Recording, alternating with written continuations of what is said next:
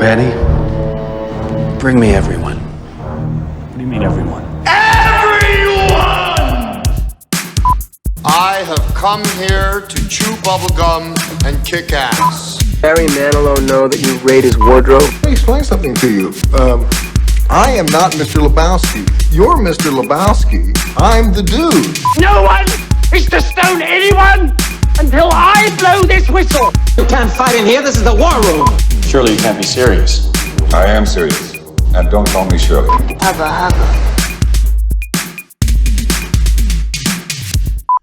Hello everybody, welcome back to the Zedos Game podcast, 126, 27, not sure. Joining us today is Mr. Ken, Mr. Control, Creative Control Ken. How are you doing, Ken? I'm good. Greetings all. And we also have joining us, this is the first time we've been on together. It's me and who are you again? Chris. It's a joke. Chris. I haven't seen Chris in ages. Who are you? Nah. Who are you? You know what? You know what's really funny? Chris introduced me to you. Yeah, you said, yeah. Yeah, Chris introduced me to you. This is back I mean, in it's the long time. Yeah. That's like how I know Adrian from Games Workshop, man. And I saw some Blade Adrian or Yeah, I knew Adrian. Yeah, when I was like mid-teens, and he used to work at GW in Harrow. How did that conversation go? Because I only see Adrian in one way. He was the same. Really? Yeah. Okay. Even with 12 and 13-year-old boys, but, same thing. Same attitude, same language. Didn't wow, IDAGF. IGA88. Okay. Yeah. And also, yeah. Also, we have joining us is Neil Coppin. How you doing, Neil? Cool. Good. I'm good. How you guys doing? And also, Mr. Sacha Allari. How you doing, Sach? Life sucks. Anyway, getting into the nitty gritty of it, we start off with a first trailer, and I'll let you take it from here, Sach. It's the first trailer. First trailer is Land. Okay. Yeah, first trailer is Land. I didn't with Robin Wright, which she also directed, by the way. And she's kind of like she's abandoned her life and stuff and her family and stuff to go live in the mountains and stuff. Sounds nice. It's like they've taken a couple of episodes from Breaking Bad and then tried to turn it into a film. Yeah. I think there's a lot in there, though. I think I like it looks from the trailer like she's dealing with some sort of family death or family strife that's led her out there, and I think it's just that sort of searching for life after that, and then she makes a point of saying, like, at the beginning of the trailer, the character says, like, oh, everyone just want me to be okay, and there is that thing of, like, when you are going through something traumatic, that is, people just want you to get back to normal. People can't handle a new normal or like you being a new person. So, but it looks interesting. It looks like a proper little. I was interested watching it. Yeah, it might lead into a little bit of that feeling of isolation, which a lot of people are feeling at the moment, kind of thing. I think the trailer made it look more exciting than it's going to be. I think it's going to be a much slower paced movie than it projects. It all has this music crescendo in it, like this, where it's getting to a point of her coming to a point in the movie, and it's just like, I don't think it's going to play out that way. So, I mean, she's going to have to hold her own. Looks like one or two characters in this movie. So, yeah, I'll get around to watching it, but I wasn't that drawn into it, to be honest. I think I felt a little bit missold from the trailer without really seeing the film already. I'm just like, you're not selling it what it really is. So, but that's just me. I think being a directorial debut, it seemed quite solid in terms of that, and quite small. Like you said, Ken, like we keep it quite a small cast. One or two, like one location essentially. So I mean, it may end up being the start of something bigger, but whatever. As you said, I felt the same way. I felt like there was more. They showed up a lot of the action in that, and I think it's going to be more about that relationship with the gent who comes into the train and sort of tries to show her the ropes, kind of thing, of living out there. So I think that's more going to be the focus, less the action. Yeah. Well, you got a lot out of that trailer, Chris. You got a lot out of that trailer. Yeah, because like, I don't know, and I do my homework, man. Sacha will tell you. I watch my trailers, man. I haven't watched any trailers for ages, but if he gives me some trailers to watch, I'll watch them. It's basically the time span of the movie is a year, so it goes through all 4 seasons. Yeah. Okay. All 4 seasons, and all I saw was snow. Right, exactly. Missold. Missold. Yeah, no 4 seasons, just 1 season, a long season. Anyway, I guess depending where you live, you never know. I didn't actually get a chance to see this trailer. I watched it while you guys were talking. It does look. It looks like a January type of film. No offense to the film. It's just that's the time. That's the month where these films usually are generally released. Usually in December, where it's more of an independent film, more of a not particularly a feel-good film, but more downbeat. Thought-provoking, Start your January with your mind. Yeah. She was never meant to star in it originally. They were looking for somebody else, but it just didn't pan out. So she kind of stepped in last minute because they wanted to get it made. So I always imagine what it must be like to direct yourself. You got to have a certain kind of confidence and a certain kind of ability to be able to do that. Otherwise, it could turn out very egotistical. So but I think she's got the right balance. She cut her teeth with sort of like House of Cards, and she directed a few episodes of the last season of that. So it's not completely new to her, and she's a great actress. So I mean, didn't she House of Cards? Did she, because Kevin Spacey? Well, what happened to Kevin Spacey? Did she take over? Yeah, in the last season, she was pretty much her show. So it was her show for the last season. He didn't get any screen time. There was a glimpse maybe of a picture or a suggestion of a picture, but that was it. So it was all her last season. Yeah. That's what happens. That's what happens, isn't it? When you make that misstep, you're just like cut out. Kevin Spacey, he never existed. Marty Jannetty, and you got Shawn Michaels just kicked out. But it's cold, man. It's cold. But it's whatever happened, and move on. Avoid them barbershops of life. Okay, and talking about moving on, next trailer we have is Palmer, starring Justin Timberlake, directed by Fisher Stevens. This is his second feature. He's mainly an actor who's done a lot of documentaries and a lot of short films. So, yeah, again, I think Apple's picked this up for their streaming service. Good luck, Apple. Good luck. Again, another one that's been making rounds at festivals and stuff, and probably coming out just in time for award season.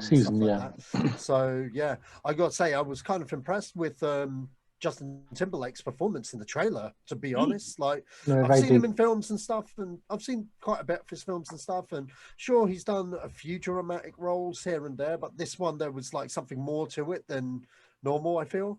And I'm interested to see how it develops, to be quite honest. This is one I'd probably watch. Are you going to get Apple TV, are you? No, I'll just how are you going to watch find a way. I'll find a way. I'll find a way. Just like my man Jeff in Jurassic Park says, life finds a way. That film will make its way to me. I remember. I thought his performance was really good. He was, he was great in Social Network. He has the acting ability, and it's a story retold. It's not necessarily anything new. Guy, finding the solace in a young boy, trying to build that relationship kind of thing and making him think about his life. But I thought it was quite well played out. I like the way the story was told through that young boy in terms of he wanted to be an individual. So rather than it being just because he was poor or just because he was down on luck, he was just a different type of character, and how he had to learn to accept his character and that kind of stuff. So I thought that was really good.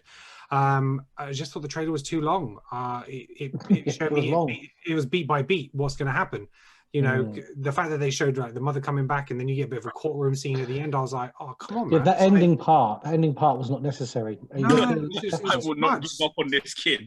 So all I need to know to watch the film now is, does he end up with a kid or doesn't he? Does the system betray him or does he get given the chance? And that's it. Everything else leading up to that, I know now. So that's really disappointing. And I'd almost stopped the trailer at one point because I've seen too much, but I did it for the podcast. And because everyone's going to buy Apple TV and watch this. I think I've seen it now. Absolutely. I'll be blunt, right? If I can do like a 7-day trial or whatever, then I might catch this movie. Yeah, I haven't done my It does 30. genuinely look good. It does genuinely look good. It does. Yeah, it does. Like, you know, watching the trailer, it does genuinely. Even though, essentially, from the trailer, we know pretty much exactly what's going to happen.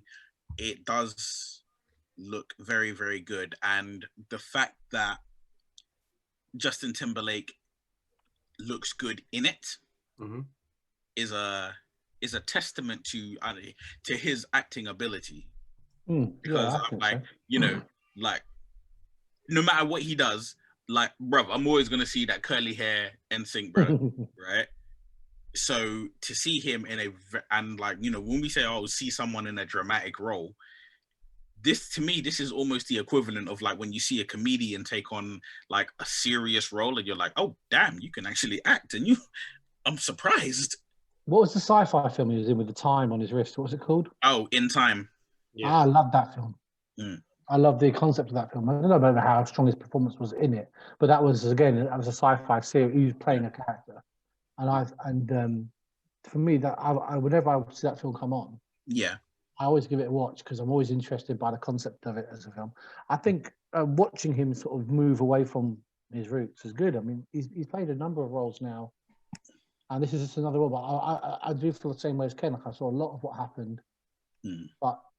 And to be fair, and as much as he did really well, it is a well-trodden storyline path, isn't it? It's sort of his road to redemption through others, kind of showing you the path. You know, the kid's showing him his way of getting back out from his life, and then the kid teaches him some lessons, and then he learns some lessons, and there is that sort of genericness about the plot there. Yeah. So if you know that, you see the trailer, you like I said, you've seen most of what's going to happen, which is a shame. I honestly didn't see this trailer because I've put the show together, but as far as I'm concerned, my two favorite roles of his is Alpha Dog and Social Network. I don't think he's reached that height again. But this trailer looked like it could do. That's what I'm saying. I felt this. But like, it's like people are going to watch it for the awards series, whatever at the time. They'll see he looked strong in it. He looked very strong in the character. I believed everything he was saying. I believed who he was. I believed what he was trying. Like, what was the kind of story of him. But there was just too much. So it's not that the film didn't interest me. It's just that, as Ken said, it just I have no interest in seeing what else there is. Yeah. I mean, he's done Trolls. He's done a couple of Trolls films, but that's about it. So I guess he doesn't really need to do much. I mean, he's got nothing left to prove at this point. There'll be some sort of a music reunion at some point to rain on that amount of money because it's on nostalgia tours and everything. He's releasing a new album next year. No, I mean, like there'll be an NSYNC nostalgia sort of. Nah. He probably won't come back for that. He's left them behind. He's dollar like signs, man. Dollar signs. He's like the Tina Turner. He's left them behind. He's like there ain't enough money to get me into that. Anyway. Okay, next up we have Outside the Wire. Anthony Mackie stars in this action sci-fi, directed by Mikael Hafstrom. Yeah, I'm not gonna lie, I have no interest in seeing this. It just looks like generic mid-range budget action of the week. There's no hook for me. There's just no hook. Well, get used to it, dude. That's the future, man. I mean, like, look. There's just no hook for me. You know, I'm sick and tired of seeing these typical bland action movies where, you know what it was? I watched Die Hard the other day. All right, I watched Die Hard, quintessential action film of the 1980s. Okay, and how well written were the old shit that we grew up with? How well written is Lethal Weapon?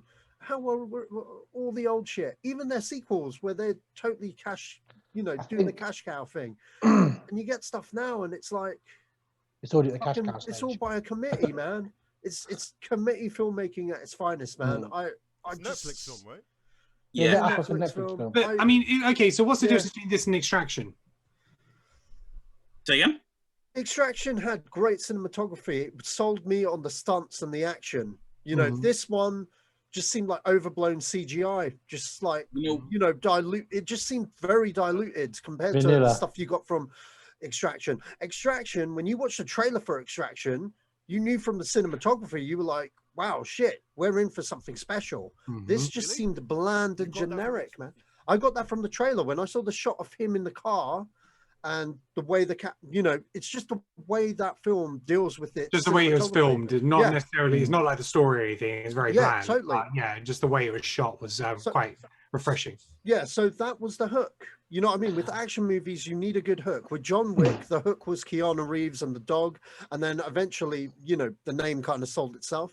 But I feel with action movies, you need a decent hook with your trailer. You know what I mean? And this just didn't do it for me, unfortunately. I think with action films like you compare it to, like you also got to feed into the fact that anything cyborg related goes back to Terminator. So the 80s films were almost iconic because they walk lines that weren't walked before. Groundbreaking. The action films of the 70s and 60s will always end up being westerns, or war films. So those kind of two genres were done to death over the 60s and 70s. So the sci-fi or like the regular action hero was born in the 80s, and those films, those films walked a line that no one ever walked before. Now these films are coming behind. I do agree with you. It was very vanilla to me. It didn't. I'll watch it on Netflix when I've got a spare evening, and I'm not. It's a Netflix film. It's a Netflix film, and I was fine with it.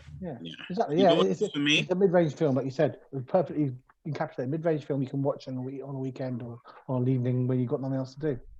I think, you know what, for me personally, and maybe I'm looking far too deeply into this, I think the issue is when you see certain actors in a certain level within films, it's sort of like, and I'll to say it, all right, so Anthony Mackie, right? The most notable things that he is in would be the Avengers series. That's pretty much it. He's done a lot of other films, he's done a lot of other work, but he's a character actor. But the issue that you get with Anthony Mackie, he hasn't had a standout breakout film where he can carry a movie. Right? He hasn't done that.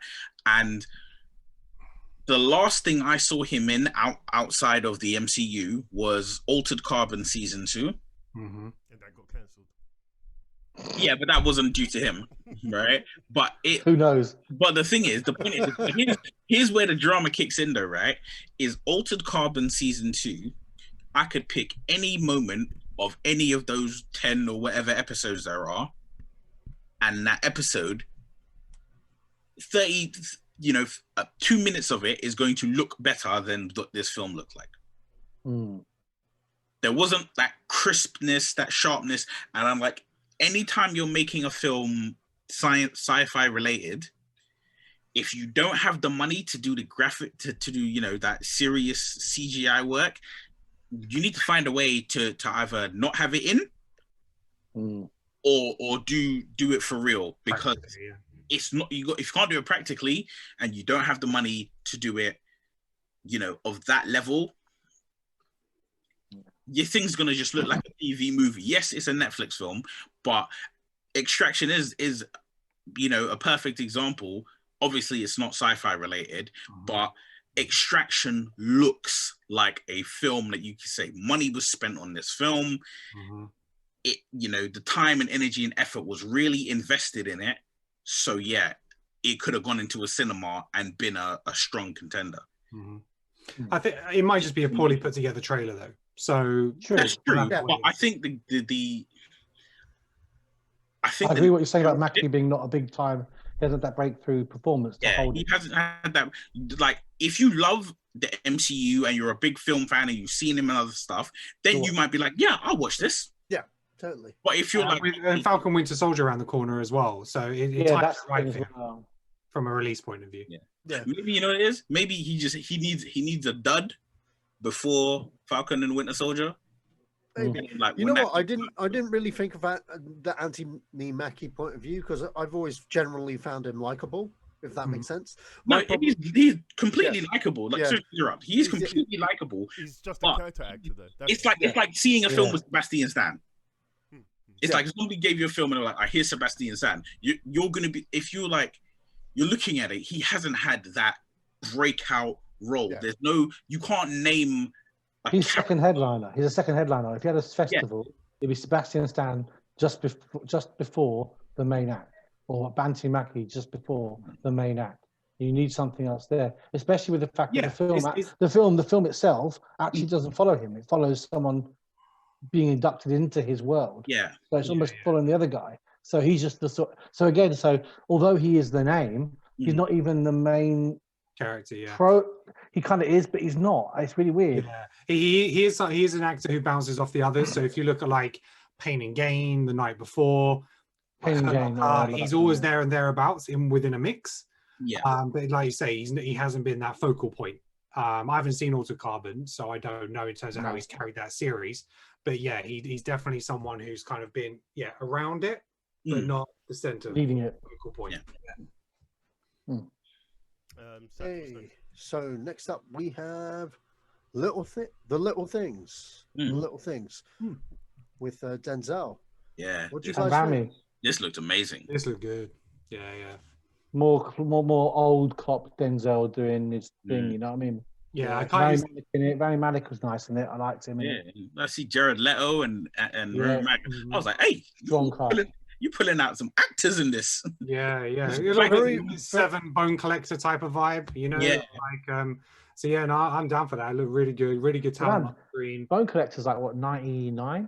Yeah. Like that. Bone Collector's been playing cop roles for a long time. And it's been, you know what, it's kind of refreshing as well, because we haven't had a good film noir in a very long time, I feel. And I think it's come at the right time. So, you know, because I'm craving this stuff all the time, like 24/7, but you've got really, really good solid cast. It's totally up my alley, the kind of like, you know, the kind serious of film, a serious crime film, where it's not like about messing around or whatever effects. It's just good old fashioned serious crime, solving a thriller.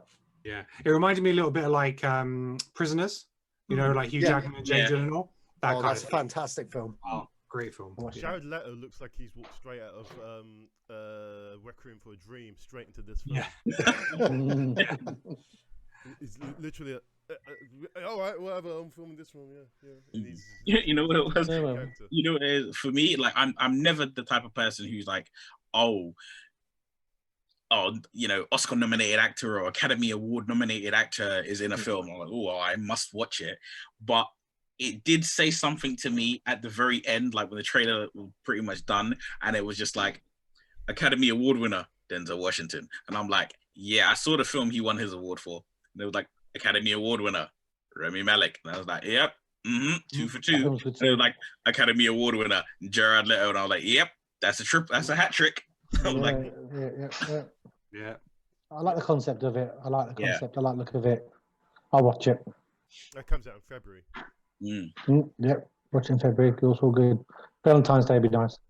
So we all like dark and Valentine's Day. Definitely a date movie. Yeah. Definitely. What's next, Saj? Okay, next up we have Mike Tyson in Desert Strike. Now, bear in mind, this is an Egyptian film. This was an Egyptian film on Egyptian money with an Egyptian director. He got some Westerners to star in this film. It came out last year, actually, under the title Hamlet Per Noun. Yeah, Hamlet Per Noun, and then it was retitled Pharaoh's War. But now, since it's coming to the UK and the US and English territories, they've retitled it again to possibly one of EA's hidden gems of like video games, which I thought this was. I was very disappointed. Instead, I got some crazy Z-list movie with Mike Tyson. It was like, what was it? Someone sold this to me. Well, actually, I shouldn't be that disappointed, because the person that sent me this trailer sold this to me as, this is expendable on a $5 budget. I was like, what? Okay. Yeah. And then I watched it and I was like, I see what you mean. Literally, it was on the sheet and I watched it.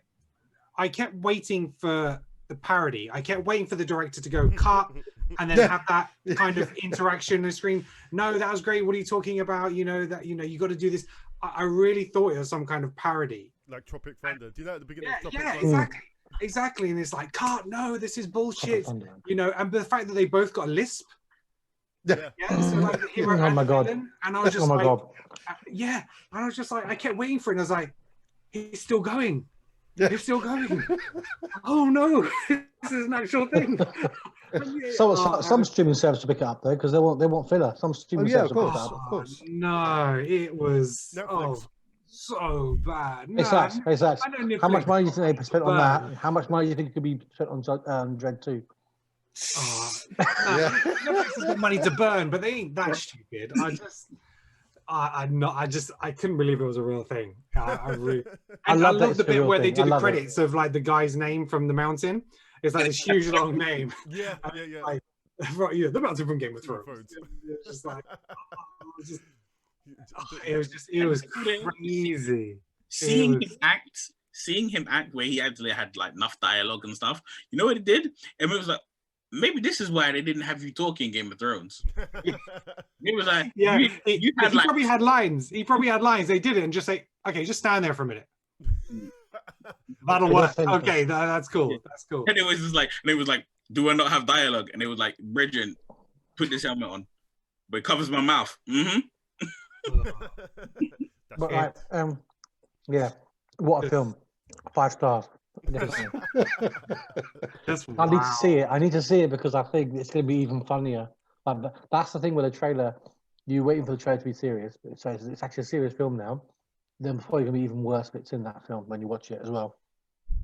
Yeah. I need to see what depths it can plumb. Seriously, that needs to be some of those action shots with the mountain were ridiculous. Where he was trying to run and shoot a gun. It just looked like Arnie would be like, "Man, I look good." Yeah. That has to be a group watch with drinks. That's just And that's all I got to say about that. That's all I've got to say about that. All right, Sach, what is next? Oh, has everyone finished talking about that? Yeah. Okay, so next up we have the Intergalactic Adventures of Max Cloud. This is directed by Martin Owen and starring martial artist Scott Atkins and John Hannah from the Mummy series. What do you guys make of this trailer? I'm very torn with this because when it first started, the first thought in my head was when it first started, I was like, what the fuck is this shit? Right? It was Desert Strike. But then it kept going, and then I was like, oh, okay, hold up. I'm intrigued now. And it kept, and I was like, that's not that bad. I could watch that. So I'm similar to Neil. At the beginning, I thought, what the fuck is this shit? But then that kept continuing. I didn't get any of the other stuff. And it was like, that's them playing a video game. I was like, okay, so they've been sucked into the video game, i.e., like modern day Jumanji style. Is Jumanji on a budget? Yeah, kind of. But you know what it is? I feel like that is actually something that could and should be explored. Yeah, I understand what you mean. Because I'm like, you think about it, like, imagine Golden Axe. Mm-hmm. Imagine, you got that's a film, man. A teenager make that film, whatever. Teenagers from nowadays or whatever, and you're just like, yeah, bro, you're going into Golden Axe, bro. You better go, deal with Axe Hadder and them. You're gonna be like, what? I think you're jumping the gun there. We usually talk about this when we talk about Chris Pine later on, because that's like basically what I think we all need to see from Dungeons and Dragons. Yeah. But with regards to this trailer, this trailer was ridiculous. It just looked like a Disney or Nickelodeon show. Do you know what I mean? Didn't it? Aesthetically, it was just really cheap. It was just, I don't know, it was just so basic, and just the acting was just.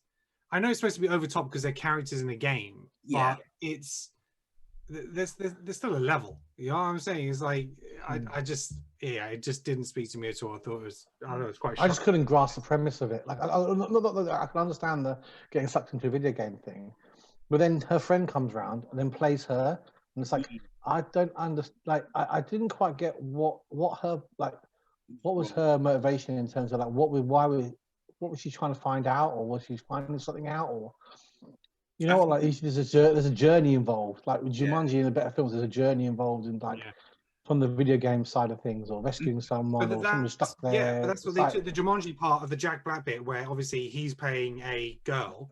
Yeah, avatar. They just switched it around. So this girl's gone in and she's playing a male avatar. You know, and then they've tried to, it's just the same thing. It just seemed very mixed messages. I couldn't understand what I was trying to get from it. I understand what was trying to be sold to me. I feel like maybe the trailer. Now, this is one where we say sometimes it's a poorly made trailer. I feel like this might be a poorly made trailer for a somewhat enjoyable film. Okay. I have to agree to disagree. I think this is the level of things to come. This is going to be the level of. This is going to be a big budget film in the next 2 years. This type of film will be your big budget film, and I don't see any way back. Do you know what this is akin to? Do you know what was that film that David Hasselhoff doing the soundtrack for it? Kung Fury. Kung Fury. So this is a bigger budget Kung Fury. But Kung Fury's amazing. Kung Fury is amazing. Okay. Saying that, would you pay money at the cinema to go see Kung Fury? Hell yes. I would. But not seriously. You're crazy. I'm being serious. In a blockbuster way. I would totally pay money to see Kung Fury. With the general public, though. The general public wouldn't. No, dude, I totally would. That's my kind of movie. Belongs on YouTube. No, man, that's an the sequel's coming with Arnold. I'm in. Belongs on YouTube, or some other streaming site. It doesn't belong in the cinema. Well, it did that, didn't it? Yeah, it did that. So as I'm saying, this is just a slightly bigger budget version of that, and I think that's going to be. But you are talking to the guy that paid for Machete. Twice. No. Machetes, that's a whole different class now. But it's the same. It's the same kind of. It's if you're going with Kung Fury, it's the same kind of thing. Grindhouse kind of, cheesy action. So to throw that. That's what I'm saying. I agree with Joe. I see what you're saying, Zach. But I'm not talking about this movie. I was talking about Kung Fury. Yeah. Wait. Grindhouse. I think, Joe, they're gone for a Grindhouse feel, but completely missed the mark. Yeah, people are going to look at it seriously, and if you look at it seriously, it looks awful. So for instance, a Grindhouse film to me would be Machete. Machete looks like a film. What was the one that they did the back to back? The driving one. Planet Terror. They look like films. They actually look like films. These look like student. Just finished my law degree. My degree. Yeah. I'm making a big budget film. That's what it looks like to me. My standards are high, unfortunately, and that to me didn't reach it. It's not the standard. You know, I'll be blunt, right? You ain't never gonna see my dissertation film. I've seen your dissertation film. You ain't never seen that movie. Dude, be proud of it. Pimp it out. I've seen proud of it, but I can just tell Joe's just go. Joe acts like I can see it now. It's like you're not gonna be disappointed, but the look at your face is. I'll let you on my podcast, man.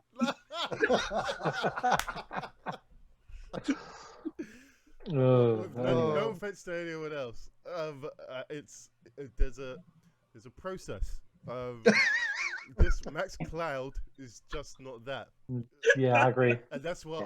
If you read Scott Adkins' filmography list, it reads like a parody version of Nick Cage's straight to DVD movies. It's just. Look, Dead Reckoning, Seized, Debt Collectors, Legacy of Lies, IP Man 4, Avengement. Hey! Don't be messing with no Ip Man. No, Ip that's Man why I 4 skipped that one. It's amazing. It's amazing. So Ip Man's fine, but Avengement, Triple Threat, Abduction, No Surrender. Triple Threat's a good movie as well. There's a film called Avengement. Yeah.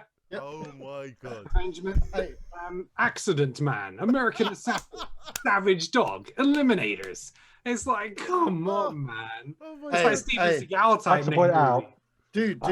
I'm gonna say this: Triple Threat is a good movie. Yeah, that is a very good film. Good movie. It's a great. But the thing is, he's a martial artist. So half of those films are going to be hit and miss because they're all martial art films. And to be quite honest, when he hits because they have that again, martial arts and kung fu movies. They're a certain kind of audience. So I wouldn't really like with Scott Adkins. You go to see a Scott Adkins films because you're a martial arts fan, hands down.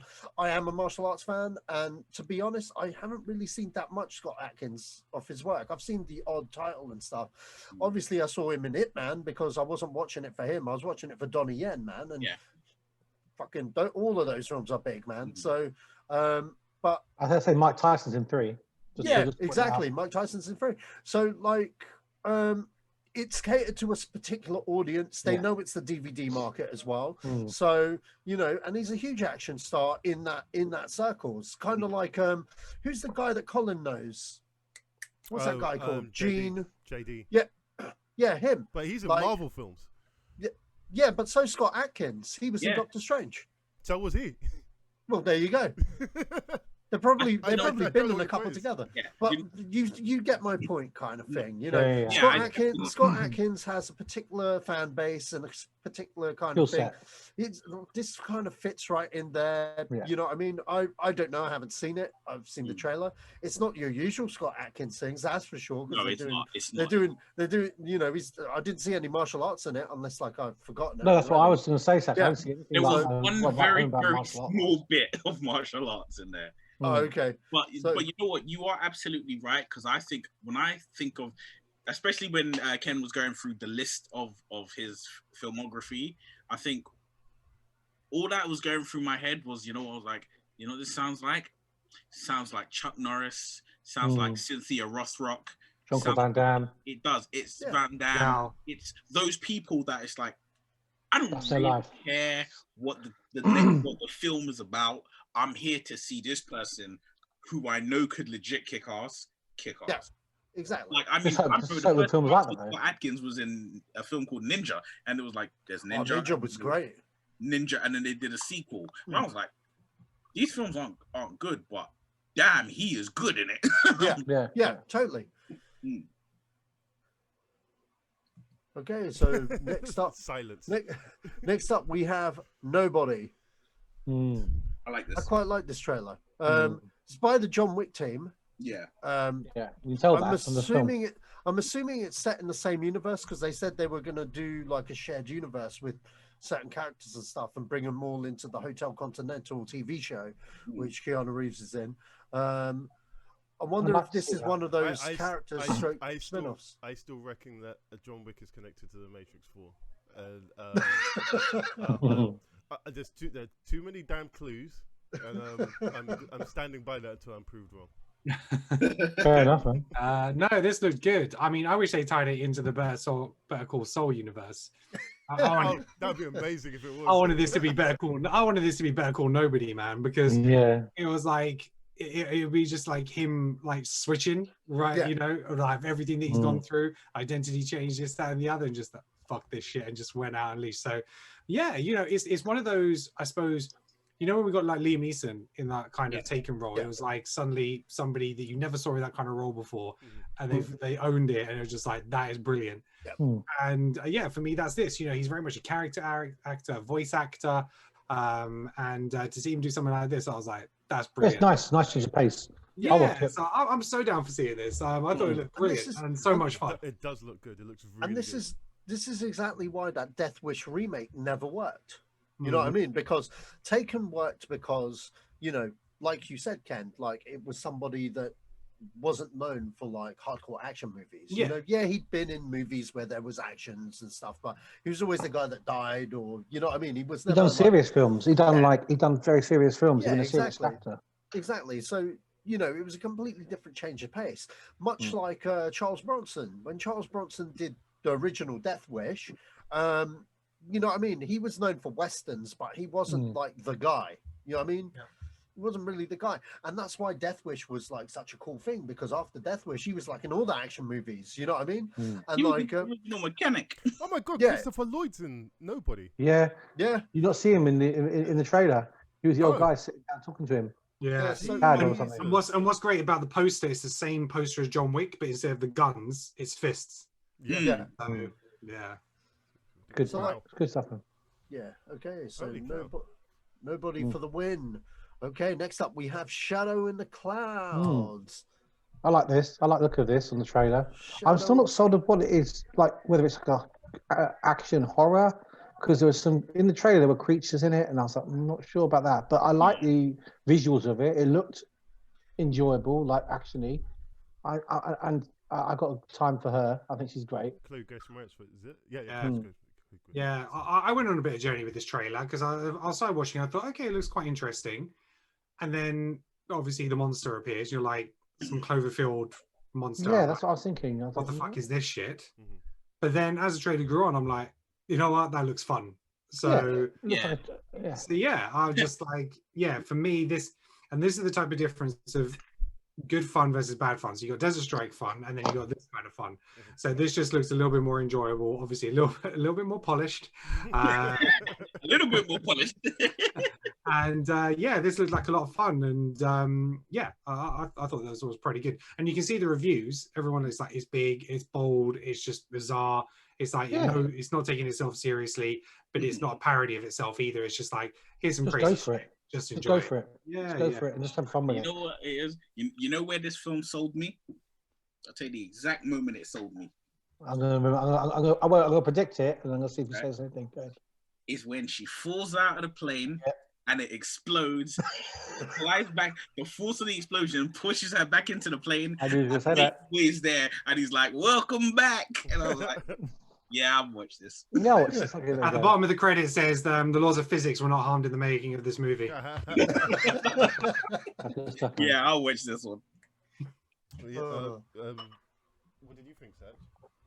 I thought it was shit. No, I'm joking. I agree with everything you guys said. It does look like a lot of fun. It does. Yeah. I wouldn't expect any less from Max Landis, because I see that he like wrote it, and he's quite eccentric and quite crazy. If you've ever seen American Ultra. No, that too. But I was going to say Dirt Gently. You ever seen Dirt Gently on Netflix? That TV show with Elijah Wood. No.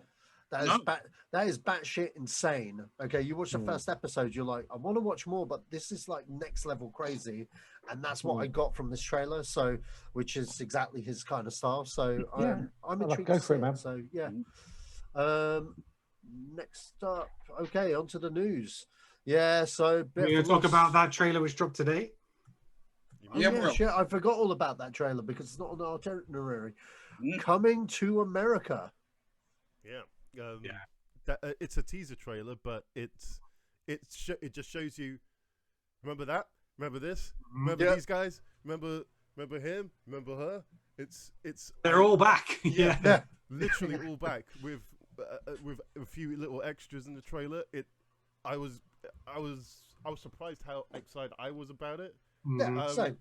And I didn't expect that to happen. I expected it to be, okay, well, it's coming to America, so I'm going to watch it. But oh my god, this guy's back, and it's literally the same room where they're cutting their hair, and it's the barber shop. It was good. It was good. I love the fact that they called out like these are who all they're playing. You know, it's just like that was nice. Hiding it, because I think in the original one it showed it in the credits kind of at the end. Yeah, it did. Yeah, many people didn't appreciate all the characters he did it, but here it's like, no, he did this, he's here. We're just gonna have fun with this, and it's just like, and Snipe Wesley looks brilliant. He's continuing his comeback, like after Dynamite Is My Name, I think that's what it's called. Dolomite. Dynamite. And so this looks like it's just like so much fun. So I just want to make sure he comes back on the same sort of form. I think this is what he needs. I think he needs to revisit a couple of characters that he couldn't tread in the shoes again. Well, that's just it. I mean, like Dolomite was really well done on Netflix. I really enjoyed it. It really showed to everybody that Eddie actually never left. You know what I mean? He actually never left. Sure, he lined his pockets with Hollywood monies, doing kids films and stuff. And he just played the game. You know what I mean? And Dolomite finally got made, because what you got to understand with Dolomite, that was a dream project that he wanted to do back in the 90s, but no one wanted to do it. And Netflix were like, cool. And you know what else we'll do? Well, you know what I mean? They're doing his stand-up. This whole thing is a pathway to going back to doing stand-up. Yeah, exactly. So that's just it. It's part of his, like, this is by Paramount, obviously, but like it reignited his stock, basically. Dolomite did, and with his Netflix deals, with his comedy deals, and with Beverly Hills Cop 4 coming along the way. Cop 4, by the way, it's always been in development. You've seen it during the years. The reason why it never taken off the ground is because Eddie Murphy didn't want to do it. He'd only do it if he could do it like 1 and 2. And if you know the backstory about 1 and 2, brief history, 1 and 2 he got to do whatever he liked. 3 was scripted. 3 was a studio movie. Obviously, it's very obvious to see that. Yeah, and with moving forward with the 4th one, where he's not signed for a free picture deal, he was in control, because who else are they going to cast as Axel Foley? You know what I mean? It's like, who's your next choice? No one. You know what I mean? So any other black guy. Yeah. So obviously Paramount wanted to do it, but they didn't know how. And obviously he would only do it if he gets to do what he wants and that it gets the R rating. So what does Netflix do? Netflix kind of offers the opportunities where Amazon, where we will do it R rated, and people we will get the people and the viewership, because everyone's got Netflix at home. And what they did, they basically did a deal with Paramount, got Beverly Hills Cop for Netflix, and they just paid them the 200 mil up front. Cool, we're making it for Netflix, and that's gonna do the business, man, because something like that's gonna work on streaming. I just finished watching. I finished Beverly Hills Cop, and I can't wait for this, because it kind of showed that people want more Eddie, and it gave Paramount the balls to greenlight this. So yeah, I'm all up for this, and as long as Eddie Murphy's on that flex where we get old school Eddie, I'm in. I think these creative types, like I just finished watching, because Sonic just came out on Sky, and I just watched Sonic, and that's just peak Jim Carrey in that film. That's Jim Carrey back to like what I remember Jim Carrey doing. And he's done serious roles, but like I love Jim Carrey in that as much as I loved him in his early stuff. And the other film, it's obvious when actors like this, and comedians and actors, I suppose, comic actors, get control to be who they want to be, they always normally end up doing a great job. I remember Jim Carrey in a series of Unfortunate Events. He was just amazing in that film, man. That was just him just having fun, just being completely like dressing up in different characters, acting out different personas, just really just ripping it to pieces. And if Eddie can do that with these current sort of slate of stuff coming out, then we're all going to be better off for it, because I think we all want to see that person back. Totally. Have any of you guys seen Dolomite though? Yeah, of course. I want to watch it. I've been trying to it keeps going on my list and forgetting about it, but it's a film that I've wanted to see for a long time. Well, all I'm gonna say, Chris, is according to Boris, you're gonna have some time on your hands about for Friday, Saturday, so you got time. But lots of time. Everybody's gonna have some time, man. Yeah, but in regards to this trailer, like, if I'm gonna be totally honest, I was actually slightly disappointed. Why? But I think maybe that's because Coming to America, I have such a reverence for that film. I mean, and it's such a good movie that it's sort of like in my head, I'm like, oh yeah, it has to live up to its legendary status, and anything that didn't live up to it wasn't gonna draw me in. And even though I'm like, now that I've had like a few hours to process having seen it, I'm like, okay, it's the trailer. It's not a full trailer. Every scene I'm seeing it out of context. It's just this is just a reminder that that world exists. Yeah. But I felt like so like, for instance, there was one bit where you would see a bunch of dancers, right? Anyone who remembers that dance number, that Paula Abdul choreographed dance number in Coming to America 1, that had peoples in it. That has a lot of people that were there in that dance routine, in that number. And I'm like, yeah, when I watched the trailer, it looked like there was like a third of the people there. Well, you don't. I don't know. You don't And know. I'm Shots out of context. I don't know. It's COVID, man. COVID. COVID, yeah. It's a shot out of context. Tom Cruise is coming, man. Exactly that. Close you down. Yeah, maybe there is. If Tom Cruise shows up in that film, I will. That'll be amazing. I want some more Tom Cruise cameos, man. We all love the Tom Cruise character roles, man. I love our Mission Impossibles, obviously, but like we talked about this recently, like him in Tropic Thunder.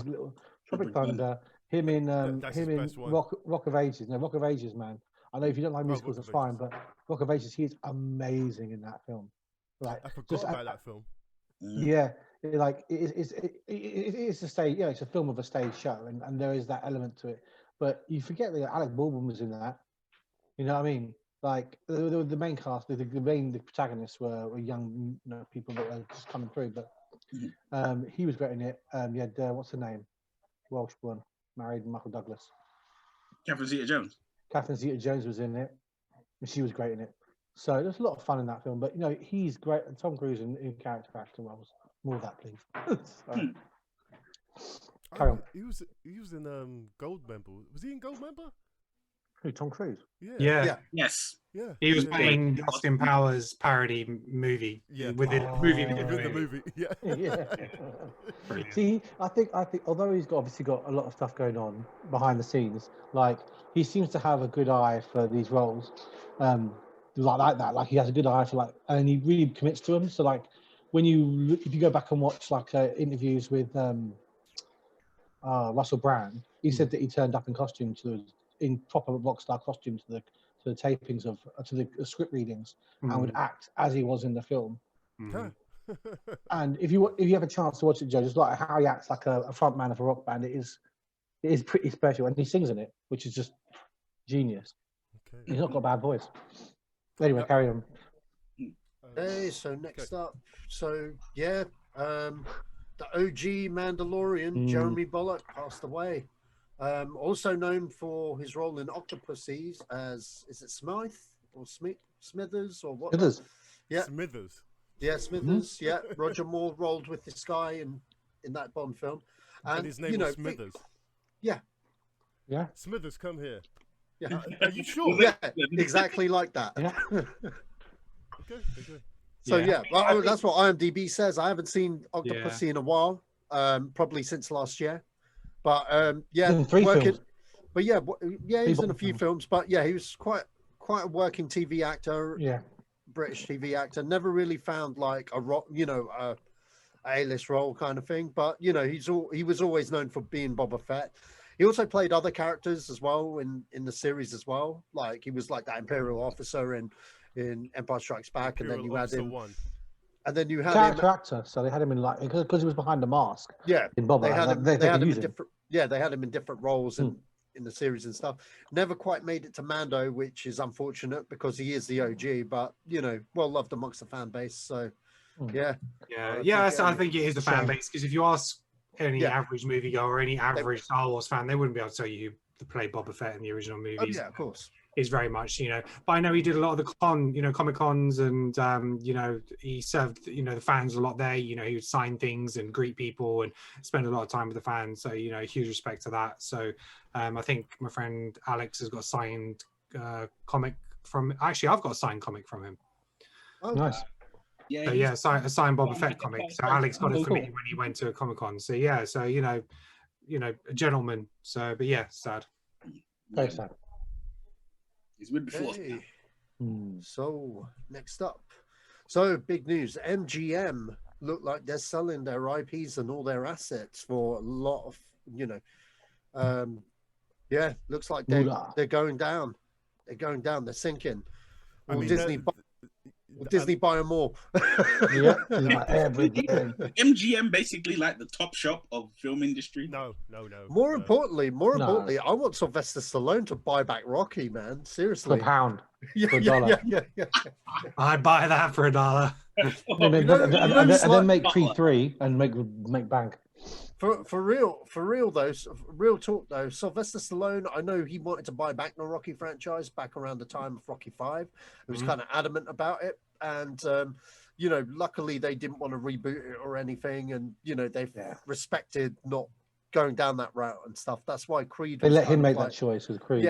Yeah, kind of thing, rather than them, you know, which I think is really respectful of MGM. Old school. If I was Sylvester Stallone, I'd swoop in now before like someone else does it, because otherwise they will reboot that shit. And yeah. But we'll have to see, man. There's a lot of mind is going to reboot Rocky. Yeah, well, you'd say that. You'd say that. It would run by happen. studio execs on the table. Let's reboot Rocky. Yeah, Rocky. Let's do it. Let's make a fan force stick. Yeah. They'll do it, but here's the thing. I mean, like, you know, you've got the Hobbit over there, so I could see Warner's making a play for some of these things. Warner's not going to be making play for anything right now. Yeah, no, yeah. Just with SAG on their case, no way. Yeah, no way. But then you've got, you know, Sony are looking for IPs as well. Don't forget, and quite a lot of the time, MGM would partner with Sony, like the RoboCop reboot. That is an MGM property, but again, they had to partner with Sony because they didn't, you know, they've been in debt for the past 10 years. So there's the RoboCops. There's what else? Bond as well. So whoever gets that, they don't own Bond, but they will have the distribution rights, so they get first dibs on the distribution kind of thing. And at a different studio, they wouldn't have to do the co-distribution thing, which the Bond films have done like forever, because MGM were always kind of, you know, half out the water kind of thing to do that, like internationally. So I could see Sony again, like making a play for this, because they've kind of, you know, they've kind of had Bond. You reckon Universal? I know, I know. Universal are rich. They're cash Universal rich. will take the Hobbit stuff. It'll be interesting to see, but I don't know. What are you guys' thoughts on these things? If as you say that they are looking to sell this stuff, I will say that, you know what, it's not all going to the same place. No, it's definitely different places. I imagine, in my head, just thinking about those properties, I imagine Sony's gonna try and do their thing for Bond. I imagine I reckon Apple could go for Bond. Yeah. So I see that Apple Universal have been making interesting purchases for the whole year, and that's interesting. Yeah, and I now this has come up, and Warner Brothers is in the mess that they're in with everyone. I just Universal have just been making some interesting purchases. So it's either Apple or Universal. Sony, someone who's cash rich, someone who's got the money. Yeah, Universal could buy Rocky. I can see that happening. They'll probably buy like Legally Blonde. But yeah, Bond would fit the branding with Apple perfectly. That'd be a match. But I think it's going to be a bit of a sign. I think you're just going to have, you know, less and less studios. Yeah. I mean, the worst thing is, right, in all of this thing where we were just sitting there thinking of like what studio could buy what properties, at no point did anyone say, oh yeah, Disney might swoop in for this. I can't see Disney. Disney got enough on their plate, man. That investor video is ridiculously long. But they have like 7 or 8 different strands of filmmaking going on. They've got so much stuff with Fox that they haven't tapped into. The only thing I can see them, they could pick up Bond because of the legacy of it and the fact that generally they're fairly PG movies. They're not like R-rated movies per se. But because they have their adult content site with Fox now, it makes no it makes no difference. So they could easily they've got the money obviously to buy. So they could purchase that. I could see them purchasing like Pink Panther and Rocky and I agree with you. But Bond, if you the thing I find I have an issue with Disney is that they like to erase history. And I can see them taking out the cigarettes, taking out the him slapping women from the 60s versions. If they get that catalogue, that's all gone. Do you reckon they would though with the Fox acquisitions? They're not going to go back and tweak those Fox. They would. If Pink Panther, they would go down the animated route, and then they would just get rid of the actual live action. Well, stuff.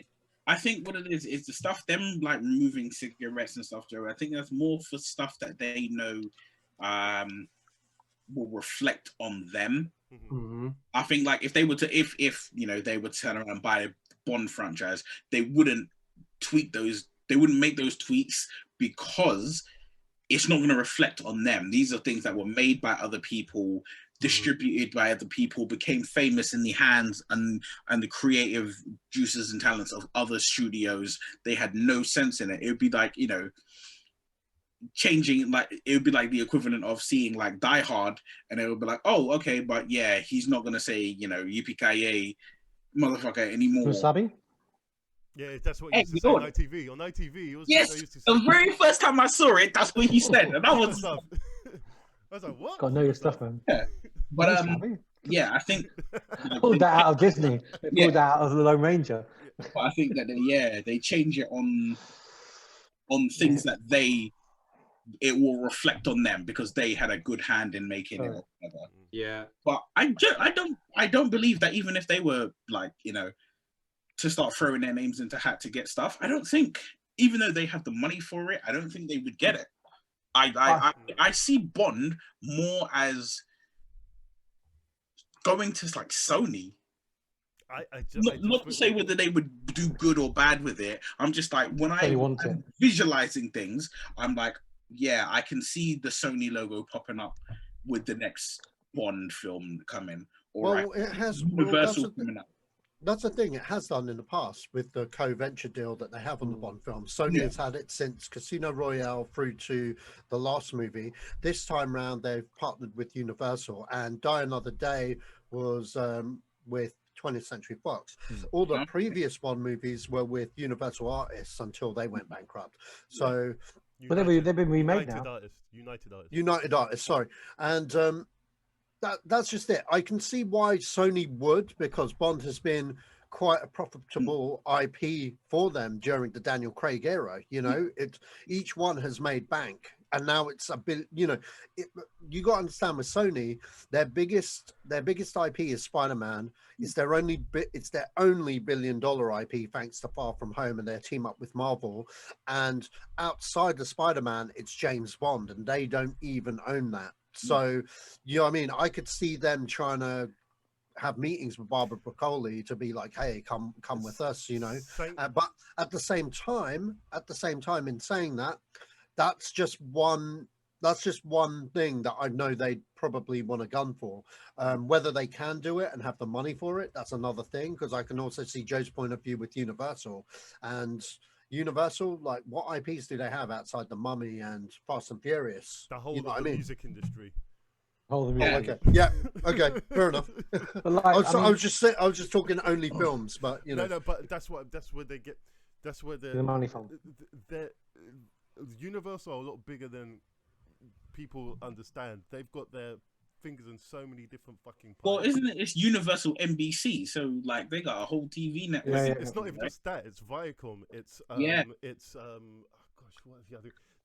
Just trust me, they've got their hands in a lot of pies. But I think this goes back to what I wanted to say, because like I've been chatting to Sacha about it, like this is the MGM stuff is just a signal of the fact that people just don't like the lack of cinema going at the moment. They can't see the films going out there. MGM's been in trouble for a while, though. I mean, it has been, yeah. But this has made it worse, hasn't it? The pandemic has made it impossible for them to continue. I think there's.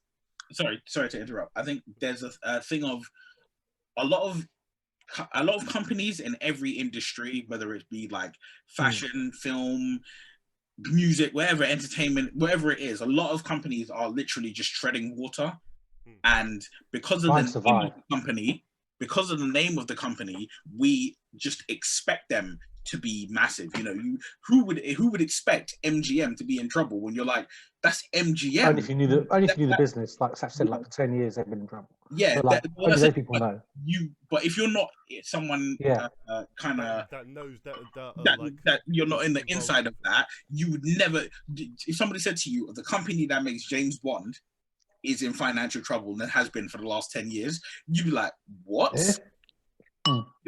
Who, like, if you think the Fox deal, 20th Century Fox, this is the company that had made, the company that owned the rights to Star Wars, that had Predator, that had Aliens, that had, Die Hard, Lethal Weapon, and you're like, they're in trouble, or they're gonna wind up having to sell or be bought by Disney. You wouldn't, if you're not interested in that kind of side of things, you wouldn't look at it like that. But there's so many companies in that position that the way things are right now, you know, worldwide, all of this situation, the pandemic and that, is basically making companies have to fold. It's making companies I agree with Joe, though. There's going to be a few. Yeah, there's going to be a few big companies left. There's going to be a few big companies left. That's it, man. All the streaming stuff is just going to push everybody out, man. And everyone's like, the big studios are going to suffer from streaming. They're not going to suffer. They'll remake the marketplace to suit. Yeah. Well, do you know suit themselves, and then they will, and the biggest players will be the biggest players. Yeah, Disney's not going to end up winding up because they can't put films in theaters. They've got their stream. They now have distribution on Disney Plus of everything they want to put out there. Mm-hmm. Or you know, they can print their own money with that eventually. Well, you know what it is, that we say that, but I think what it is in regards to companies going under and other companies buying their IPs, I feel like you will find that a lot of the people who can buy stuff are buying these IPs for the purposes of streaming. I think that there's a number of companies. I could be very wrong. I agree with you. But I think that there's a lot of people who are buying up IPs for the purpose of, all right, people love this, so I'll buy it and stick it exclusively on my streaming site. Right. See, the problem with that. Okay, I'm gonna give you background from the post-production side of things. Yeah. Good. And throughout this year, I've had to lower my asking price. Yeah. If you do that for everyone in the industry that earn a lot more than me, and they've had to lower the asking price, that means that it's like for instance, visual effects. Yeah. If you're gonna have a film with visual effects in it, you're not going to get the same standard. It's going to be a quick job. It's going to these people aren't. You get what you pay for. Yeah, you get what you pay for, and so therefore the Desert Strike. Yes, you get gems like Desert Strike, and all I'm saying is that streaming hasn't found its legs yet. No, because all these entities are in different places. Disney have their own entity. Not every other studio does. Yeah. And so, in either for the playing field to level out, there needs to be. I mean, Disney have already restructured the negotiation deals for all the Avengers guys. Well, they saw what happened to Warner Brothers. Said, yeah, that's not happening to us. And so, once I don't think this is going to be the utopia that all these studios think it's going to be. Because I just felt go on, sorry, Josh. Go. No. It's again, this is just from my end of the industry, and it's the last end of the industry. And so, if it's happening to me, it's happening to the pre-production as well. Yeah, I understand. Pre-production, it's happening to. I mean, it's affecting the actors and affecting the actors, talent. I mean, if there's no distribution, you've seen what's happened to the cinemas. Yeah. Speaking of which, there's been there was just announced a package deal that the American government's giving all the. So it looks like AMC is going to be around for a little bit longer. Okay. And a lot of I think some of the film studios that were going under the stimulus package is going to help them for another year at least. So that's okay. I think next year is going to be very telling in how and what the strategy is for if there's still cinemas, the abundance of cinemas, and if you can still make a worthy amount of money, what's the window from cinema to distribution in terms that's of... the thinking. Yeah. Well, I know, it's hard. Change it from that 3 months to something significantly shorter. I mean, just from what Warner Brothers have said, what they were doing, which is clearly not the right way to go because they've got all of Hollywood. Everybody off. How do you? I've never in my life have I ever come across anything in any industry, whether it's film, music, sports, nothing, where one company makes a decision and everyone is like, are you fucking crazy? Well, I think all the guilds are smelling the waters. They're seeing the sea change. That's what they want to see. You're talking about the Disney actors getting their contracts renegotiated. They're seeing a difference, and there is going to be like I do see what you're saying. I mean, but I mean, in my mind, like I don't see cinemas making a comeback. Not in the long term. This is what I mean. I don't think streaming is going to be the savior that. It's not going to be a savior for people, for this talent. For you guys, unfortunately, I agree with you, Joe. For you guys doing post-production, for actors, I don't think it's going to be. The only people that's going to benefit are the studios. Because what's going to happen is, my point of view, so my view of it, and Sacha's arguing with me about this, but he's told me, he had his merit, is that once you get rid of cinemas, the only distribution cycle is through streaming. Mm-hmm. So and then once you have a monopoly of streaming, so once Disney only distributes its stuff through Disney Plus, for example, so that happens in the near future, then the next few Marvel films that come out that go straight to Disney Plus, they're not going to be on the site. They're going to be like £30 per year, and they're going to ratchet up the price per month. They're going to say, right, instead of it being £8 a month, it's going to be £25 a month or £30 a month. And once you have the monopoly of the distribution, they can charge whatever they want for these big prices, big ticket prices. What it is for me though, my and this is obviously my personal opinion. I'm not no expert or anything in this, but I think very much like what Joe's saying, where it's not going to be the utopia. It's actually awful for us. I think it's what is going to happen is the film companies will abide by this. They will make this decision. They'll be like, all right, yeah, we're gonna kind of try and make this monopoly, and then when they start to see, because obviously any kind of big financial shift. It's not immediate, it's going to take years to develop. And when those years go by, whether it's like 5 years or whatever, and they really see how much money they've lost by turning their back on the cinemas, because even if you say, all right, you know what, we're going to make, Avengers 9 and it's going to be like, oh, it's only going to be on Disney Plus. And if you want to watch it early, then, or if you want to not watch it early, but if you want to watch it exclusively, when we release it, then it's going to be £30. That is not going to equate financially to what it would have made for that £10 a ticket. I see what you're saying, but then again, as Joe's saying, the budgets are going to be less. The actors are going to get paid less. He's getting paid less. Yeah. So the costs are going to come down. Yeah, and it's not £30 just for the film. It's going to be the monthly cost is going to go up. It's going to once you have the monopoly. Look at Sky, right? When I got Sky, when I was just finished high school, 16, I got cable. Okay, it was like I thought like £20 a month. Yeah. Now a full Sky package is £70 or £80 a month. Mm-hmm. You know what I mean? Like they know, and bear in mind that's with them losing some of the monopoly on sports. Before they used to have a monopoly on sports. Now they sell you the sports packages for 40 quid, all the whole sports package for 40 quid. Once you have those films, I know it sounds silly, and I know we're talking from a perspective of having cinemas where you pay 20 quid, but the average cinema outing, for the studio is ticket sales. So if you're fair enough, if you're Saturday somebody talking about having a group of people going around to watch at your house, okay, fine. But if you're charging, say, I don't know, £200 a month, £200 a year for Disney Plus, or £200 a year, and then you're paying on pay-per-view on top of that, and it's about what you're willing to pay, and also generation. I think in this current climate of the amount of money that people current climate, I agree, it'll be less money. Amount of money, like I don't even mean like as in general, like obviously like pandemics and all of that. I mean like skip all of that. Even if you take it back 2 years, so 2018, the amount of money that people make versus the amount of money that these companies would really like to charge for their services, we are getting very close to that point of I will pay no more than this, because it is. I mentioned earlier where, we saw that with Mulan earlier. Yeah, Mulan. But Mulan was the wrong film to try it with. If you put Black Widow out there on pay-per-view, people will buy it.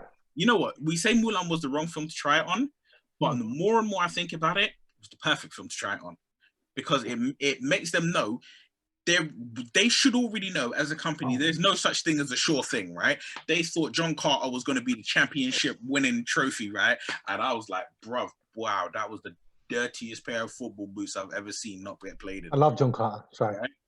But John Carter was amazing. By the no, way, I don't mean it on the subject of John Carter. I mean, before we go, Satch, hold on. Right? Let's everyone stop first, because this is it's on my side. It's just noise. So let's all just stop. I don't mean it in regards to that being as in a film. What I meant as in like as a film, as a story, is that it's cool. What I mean is in the reflection of what was expected and what was delivered solely on a financial basis. Yeah, I know. It was a good test film for them to use as a film to test out the waters to see who would pay for it and who wouldn't pay for it. Yeah. Or my point, with what's everything that's going on now, when they say, okay, you know what, film budgets are going to get smaller. I don't think a lot of people are really taking into account the difficulties with shrinking film budgets, because them actors ain't taking them nice, easy pay cuts. The actors are like absolute people who are like, I am not taking that. They're like, and we look at it in one hand and we say like, oh, you're greedy. When we say Terrence Howard's like, bruv, if you're not paying me what you paid me, I'm chipping. Okay, cool. They replaced him with Don Cheadle and everything seemingly went smoothly after that. But do you think that would have run if it was Robert Downey Jr.? You think that would have run? But also, if everyone's paying less, it's not just one person. That's the thing. When the industry shifts, everyone pays less. So it's not just like one company's going to pay less, and no one's going to go work for them. It's just that everyone's going to get, wherever that actor goes, wherever Terrence Howard goes to make a movie, his going rate, just like Joe's saying with his work on post-production, his going rate is now completely been cut down because no one's going to give him what he used to have. But you can't sell a film, and this is I genuinely mean this with no disrespect to you, Joe, right? But I'm like, you ain't selling a film on the name of the person who did the production or the post-production, right? You sell a film on the director or the actor, and then more than anything, it's the actor. And I was like, you think if you turn around and it's like, oh, Robert Downey Jr. or Tom Cruise, right? Where Tom Cruise is like that rant that he had, where everybody's, I'm sure all of us here have listened to the rant. When he's there and he's like, I'm on the phone with film companies every night, I don't think he's lying. And I think that nature of the conversation is, probably a lot of things of like, listen, you're going to lose a lot of money because we ain't going to have the money to provide you with exactly what we have promised you. And he's going to be like, well, I'm not losing that money. You're going to have to find a way to come up with it. But then he'll take the money out of the pockets of the people. Like they're gonna have to take it out of other people's pockets. Because... No, I mean on production. I mean, like they're going to pay the people who are they deem not to be not to be of like vital. Yeah, they're just going to cut that down. It's going to take, but that's the thing. The money will come somewhere, but I don't think it's going to come from the consumers, like you're saying. I just think that it's like I'm trying to think like if you have like I don't know, teaching. I do teaching because I'm a teacher. Like there is actually a national level of teaching wage, right? You have to, when you work in England and you qualify, you have a certain level of wage. If the government just reduced all that down, that wouldn't stop people doing the job. They would just do the job. No, you're right. It wouldn't stop. You couldn't get that money. If you couldn't get money from anywhere else, you would try and get. What would happen? You go to private schools and try and get more money. Yeah, your standards would go down, which is agreed. What happens with everything. And what you're saying earlier on in the podcast was saying about the films that are coming out. This is the new norm. True, but I think the issue is that when it comes to films, the standards of films begin to drop. Yeah. Right. Less people go to those films. Less people invest or ingest in those films. Less people consume those films, which is it's basically a vicious circle, because if you can't pay the actors the money they want to make to be in your film, then you don't get them.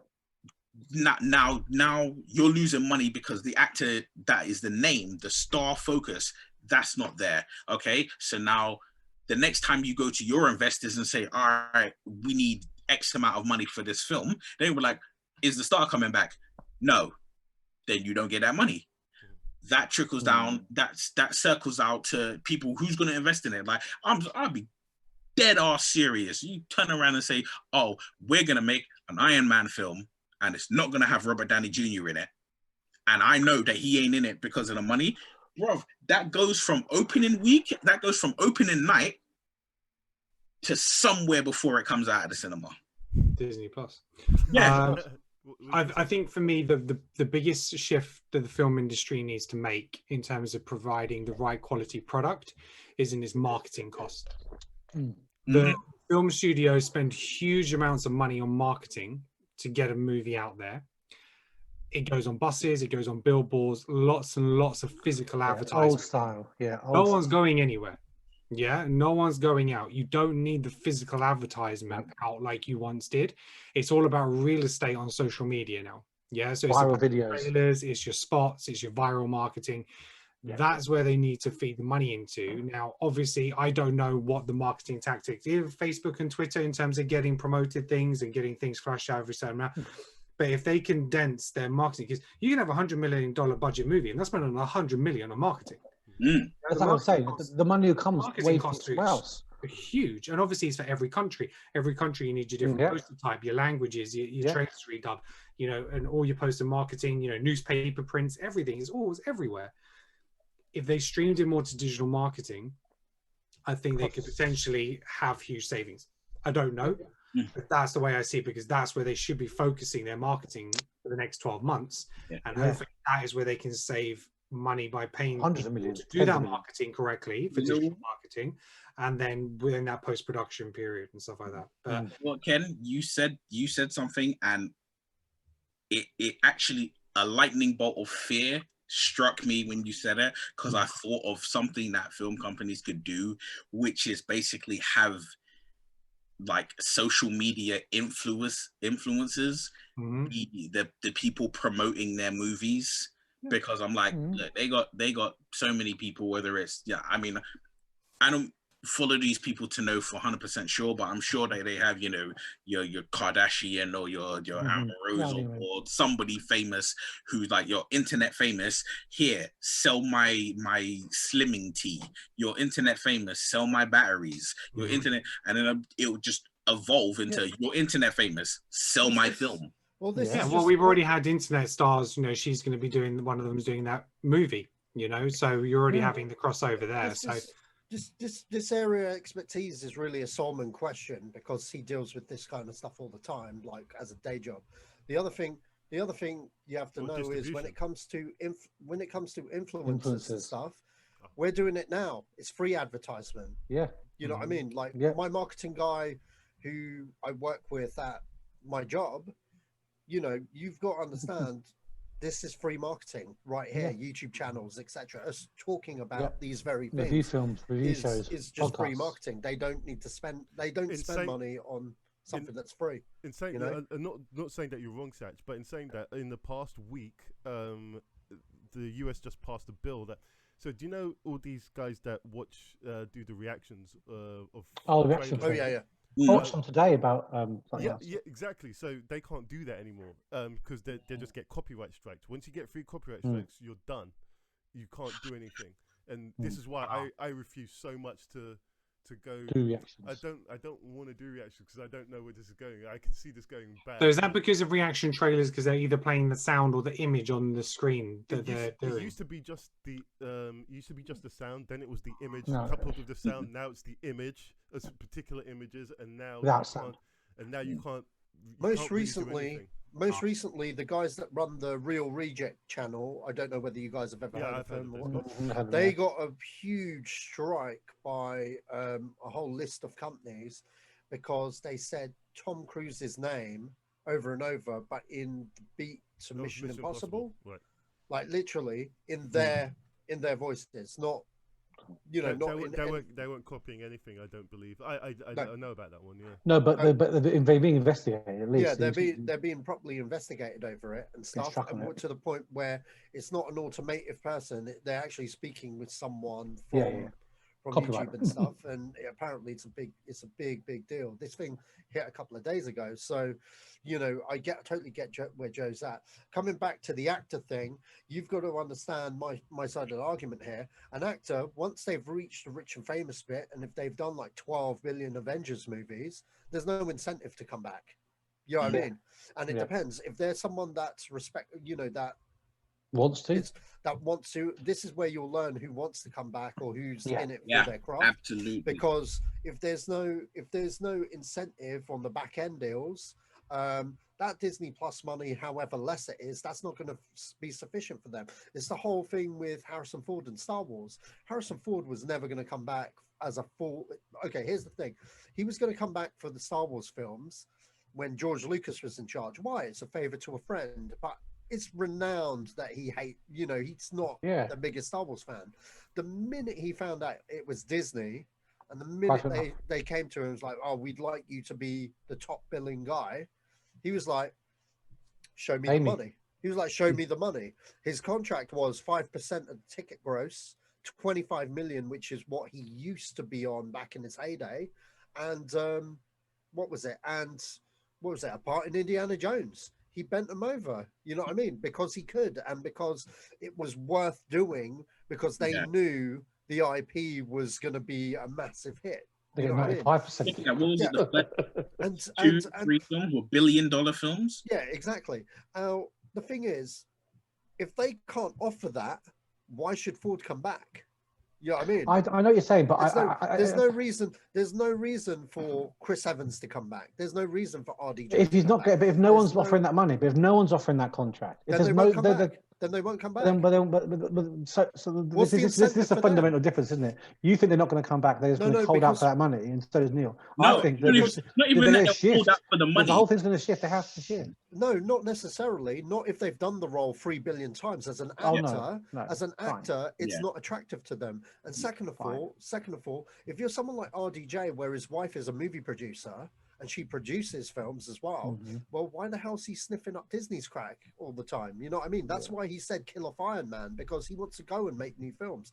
Fair enough. If he has if he develops a crack habit, or like, you know what I mean, all his films bomb hard, okay, like real hard, and you know what I mean, he can't get jobs, period, then sure, that Iron Man gig sounds really, you know what I mean, really nice, attractive. But the fact is, he's not in that place. None of those guys are in that place. I know that. And unless they are, then I don't see them coming back for like an Avengers role. You know what? I agree. Because to tie in, I mean, I do even though I disagree with it, I get what you're saying, Chris, where you say about if no one is paying that money. But because of the nature of the film industry, where every studio is competing against every other studio, there's always going to be someone who's willing to break the bank for this right actor or this right director. There's always going to be someone who's like, you know what, fuck it, I'm going to take this hit, give them what they want, so that we get the you know, RDJ or they're always going to be someone to do that. So that's why I'm like, they're not going to come back without that money, because there's always going to be someone to give them that money. And it's going to be Disney. That's my point. It's going to be Disney. Disney's going to, like I said to Joe, at the end of it, there'll be a few companies with more money, like Universal. Universal will be one, Disney will be one, and then like you might have a Netflix. Well, that's the thing. Is surprisingly enough, I don't believe Disney will be that one. If you look at, like, let's take the MCU as a entity, right? The MCU, especially under Disney, they notoriously refused to break the bank on someone, right? Terrence Howard was the first, and Disney didn't own, you know, the MCU at that point. Terrence Howard was just the first. They're not breaking the bank.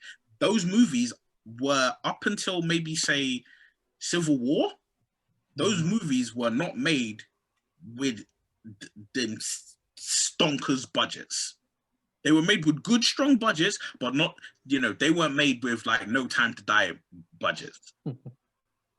And yeah, you know, you look at them, that's why when you look at the cast of the MCU, how many of them were Robert Downey Jr.'s, right? I've seen him in all of this stuff. He is a tremendous talent, a tremendous name. And even then, when he got Iron Man, he wasn't that tremendous name anymore. His star had fallen, right? That's why when we watch these films, we're not seeing Denzel Washington pop up. We're not seeing Will Smith pop up, right?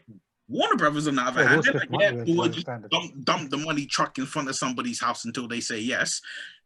And their movies turn out the way that they do. Yeah, we should probably move on. Yes, sir. We've been on this a while. Yeah. So moving on. Okay, moving on. All right. So Justice League R-rated. How do we feel about Justice League being R-rated? By the way, I'm shoving all the DC content right here. I see we got three bits to talk about as I move down the list. So yeah. So R-rated Justice League. Zack Snyder has confirmed. I'm not sure if that will make a difference, to be honest, because I mean it's going to be online, so you can essentially do anything you want, really. With just have it. Look, this is. I don't think that will change the quality of the film. The quality of the film is the script. If the script's good, then having it PG or anything is not going to make any difference. When I watched Deadpool, it made a difference, but it only a little. I liked Logan. Logan being R-rated made a difference for me when he was in the action scenes, and I felt like I felt more like that's what I like. That's what I hope. That's what I hope from Justice League. It warranted it. I don't see how you can put Superman in this film and. Cool. R-rated Superman. I imagine it's R-rated because they're probably swearing, or F-bombs and stuff like that. I mean, if you think about it, full of blood and guts and shit. So it doesn't make me want to see the movie anymore.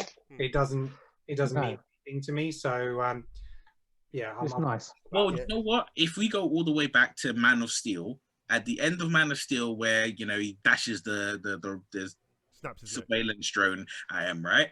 Swanwick gets out of the car and he says, "Are you effing stupid?" Right? So they already started the ball on. We're as close as we can be without getting over the line. BVS, Batman says, "Oh shit,"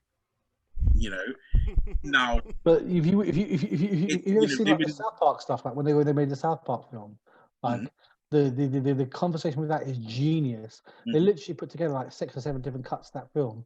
And they snuck stuff in because the film board couldn't pick up on everything. So they snuck. And they put forward different cuts, and you got to look it up. It's hilarious. So like there was an email conversation between Trey Parker and Matt Stone, and the company. You're like, what can we have? What can we not have? Which scenes can go in? Which scenes can't go in? How many fucks can we have? And how many this can we have? Like. And the thing is that every time they sent a new sort of, they re-edited it, sent it over, like they put stuff back in. That sounds like what Hitchcock did with Psycho. Yeah, and so they put stuff back in every time they did the edit, and then they were only looking for certain parts from the email, and they missed these other parts. So the whole idea of this R rating is all very subjective, depending on what you watch out of the film. Like, that's why those words can get in, isn't it? Yeah. Look, basically, yes, it's going to be R-rated, but for like a PG-13 in America, for PG-13 you can say fuck once. If you say fuck twice in a movie, it's R-rated. So it's probably just as swearing. It's like, it's going to be R-rated. I mean, unless you get some blood and crap into it, it doesn't make a difference. So I want to see some beheading. That's what I want to see. That's what yeah. I want to see Superman go old school on some people and do some proper Superman stuff. Like you've seen those animated, the animated ones where he goes off on one where he can be proper. And this is like eventually people want to see that. They want to see a proper Superman, unbridled, just going full on. Chris, I've asked this to everyone. Have you seen what's that show called? The Boys. Oh no, I want to see it though. Yeah, I've seen that. So I've seen the trailers. So if you're the main character is essentially Superman. I've seen it. Yeah. I will say nothing more. Yeah, exactly. There's an animated one. There's an animated Superman film. I can't recall that Superman. And these 4 aliens, big blokes, come down. They fight him, and he goes basically. They push him over the edge. Yeah. It's like I can't what it's called now. And one of them's black. I don't know, that black British guy. He's black something. Manchester. Black Manchester. That's what it was Black from. Manchester. Yeah. Yeah, he's in. You know what? Black Manchester's in the Supergirl series, man. So he's in Supergirl, and he's played by the guy who's in Discovery now as Book. Yeah. Oh, sorry, Manchester Black. Manchester Black. Okay. Yeah. Black Manchester. That's a wow. name and a half. have any of you actually seen like the BBFC guide to like the film rating in terms of Are you language? looking up now? Is that what you're looking up now? Not Ken? in years. Not in years. So you infrequent use only or very mild bad language, no specific words. PG, mild bad language only. 12 or 12A, moderate language is allowed. The use of strong language, for example, fuck, must be infrequent. 15, and this is on their website. This is on their website. 15, there may be frequent use of strong language, for example, fuck. The strongest terms, for example, cunt, may only be acceptable if justified by the context. Aggressive or repeated use of the strongest language is likely to be acceptable. 18, no restraints on language. But that the British board's always been far less than the Americans. They don't give a shit, man. You can say what you want for a 15 as long as it's in the right context. Yeah. Like, what happened? He kicked her. If someone's a cunt, you call him a cunt, it's fine. Which makes sense, I suppose. So like, yeah. I think it's a combination in Britain of the language and the violence. That's what kicks it over the edge. Yeah. It's the language and the violence that kicks it onto 18. I totally disagree One with or the other. in this country. What they class as a 15 is unacceptable, and that's why we got used the way we have today. I'm sorry. Straight up 15-year-olds who shouldn't be watching stuff that like this. That's a and strong 12, link, man. That is a strong link, considering I'm sure all of us, all 5 of us, definitely was watching films we was not supposed to. But you had to work for it. I went to see. I had to wait till okay, no one's home. Terminator. Exactly. I You think couldn't go to the store and buy that stuff yourself. Parents were very reluctant to actually buy stuff. Cinema, we had 2 cinemas where we live. Basically, because I was tall and I had some good bum fluff at the age of like 13, I was able to see 15s in one. I never showed ID. All the others I had to show ID to prove I was under 15 because I looked older. So I saw my films at different cinemas. That's amazing. So, you know, to kids give it what rating interest now. It's like It's all the time and they get to know you and stuff. So, but yeah, it's you had to work hard for it. Now, what comes in a 12A, you just think, yeah, it's actually wow, quite it's racy. just yeah, exactly, it's crazy. And the 12A actually only came in because of the Spider-Man movie. So the Tobey Maguire Spider-Man movie was released as a 12. Yeah. People bringing their kids to the cinema to see it, like, no, you can't see Spider-Man. I'll never forget that summer. Yeah, it's like Spider-Man. He's like, why can't my kid see it? It's like, he's a 12, you know? And it's like, but he's with me. It doesn't matter, you know? And so basically the British board they introduced the 12A accompanied so parents could bring their kids to see it. And that's the movie that triggered it all off in this country. So blame Spider-Man for your kids' attitudes today. Always. Let's move on to more DC, Satch. So yeah, more DC news. The next 2 things are kind of related. So Joe Manganiello? Yeah, Joe Manganiello. He was talking up Ben Affleck's The Batman that he was supposed to star in and stuff. And yeah, he was just saying that the movie was kind of like the movie The Game, the David Fincher movie The Game. So it's like a really dark story in which Deathstroke was kind of like a shark.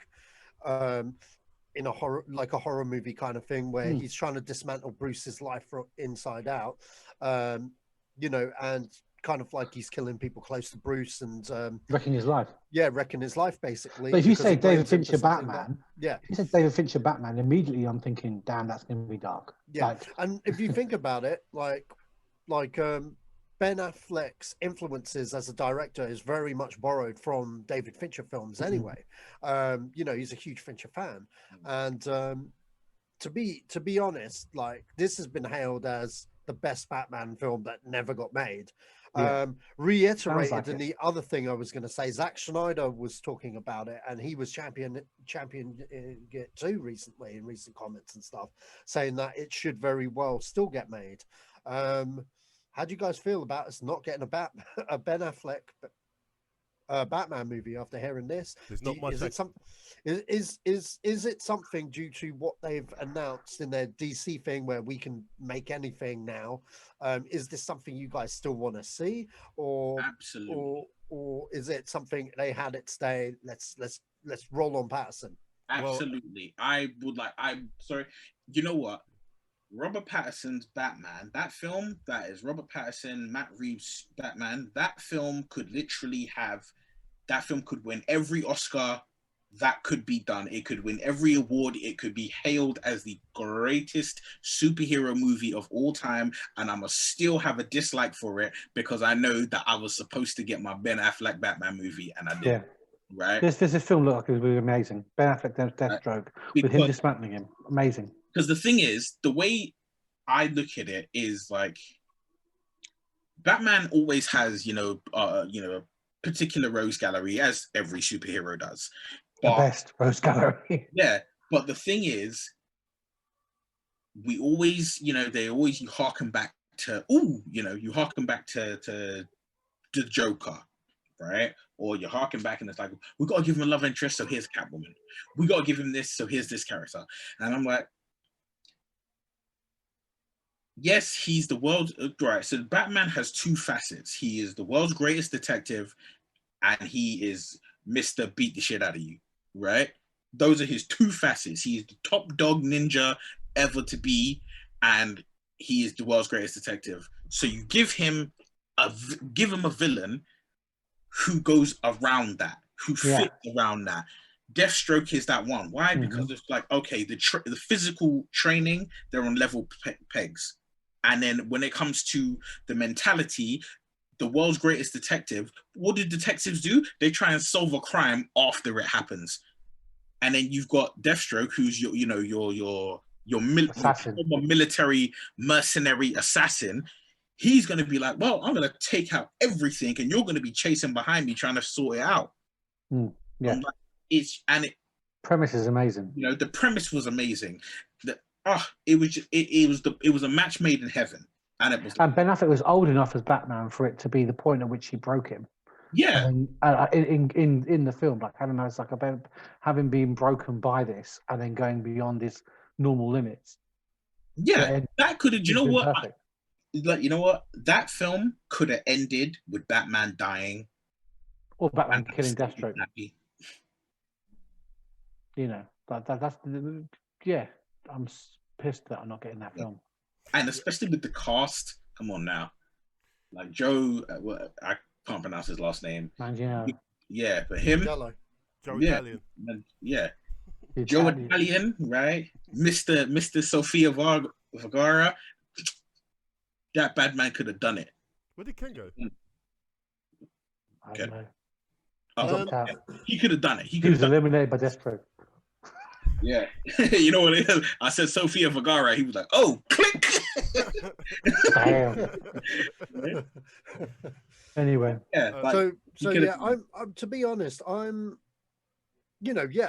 disappointed that we don't get this movie. This was a movie I really wanted to see, most definitely. However, I really like that Pattinson trailer, and I do believe that Matt Reeves is a great filmmaker. He hasn't made a bad film yet, that I'm aware of. Anyway, yeah, sure, we're getting the Riddler again, etc. But I really want to see it regardless. And if it is a great movie, then that will overshadow whatever. Sure, I'd still want the Ben Affleck one, but I never got that. You know what I mean? I could say that. Yeah, I could say that about a billion other scripts as well. You know what I mean? Of films, if you go to the vault of stuff that didn't get made. Hell, I still want the Joe Carnahan Mission Impossible 3. I still want the Joe Carnahan Bad Boys 3, for Christ's sake. Which was infinitely better than what we got. But did that stop me from not liking the Bad Boys 3 that we got? No, that was still a boss movie. Would the other one have been better? Yeah, possibly, but then they could save that idea for a future sequel. But either way, I mean, while we live in this world where Warner Brothers are saying they have the balls to give us what we want, maybe that's what this whole talking up the movie's about. Right, yeah, well, maybe that's what they're trying to do. Maybe they're thinking maybe there's a buzz for it. Maybe we can get content out on HBO Max and do it that way.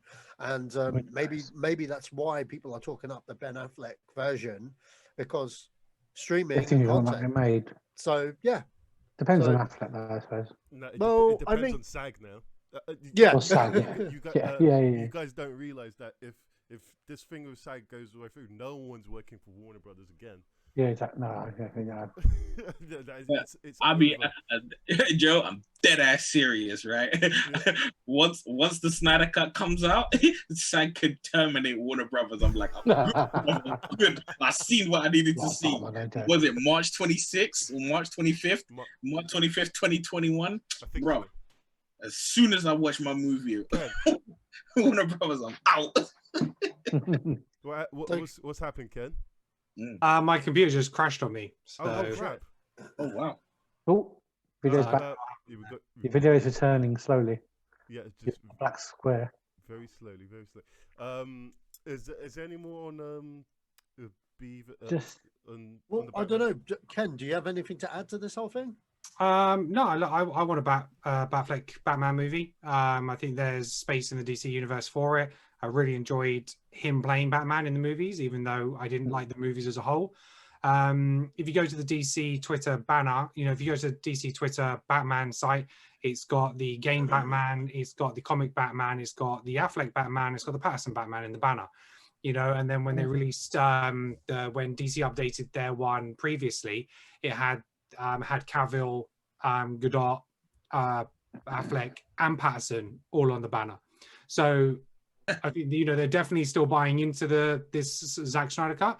Depending on how this is received, if it's received well, he will get a movie if he wants to. Yeah, that's how I feel. I think so. Yeah, because you can use Flash. He's going to be in Flash as well. So yeah, you can use Flash.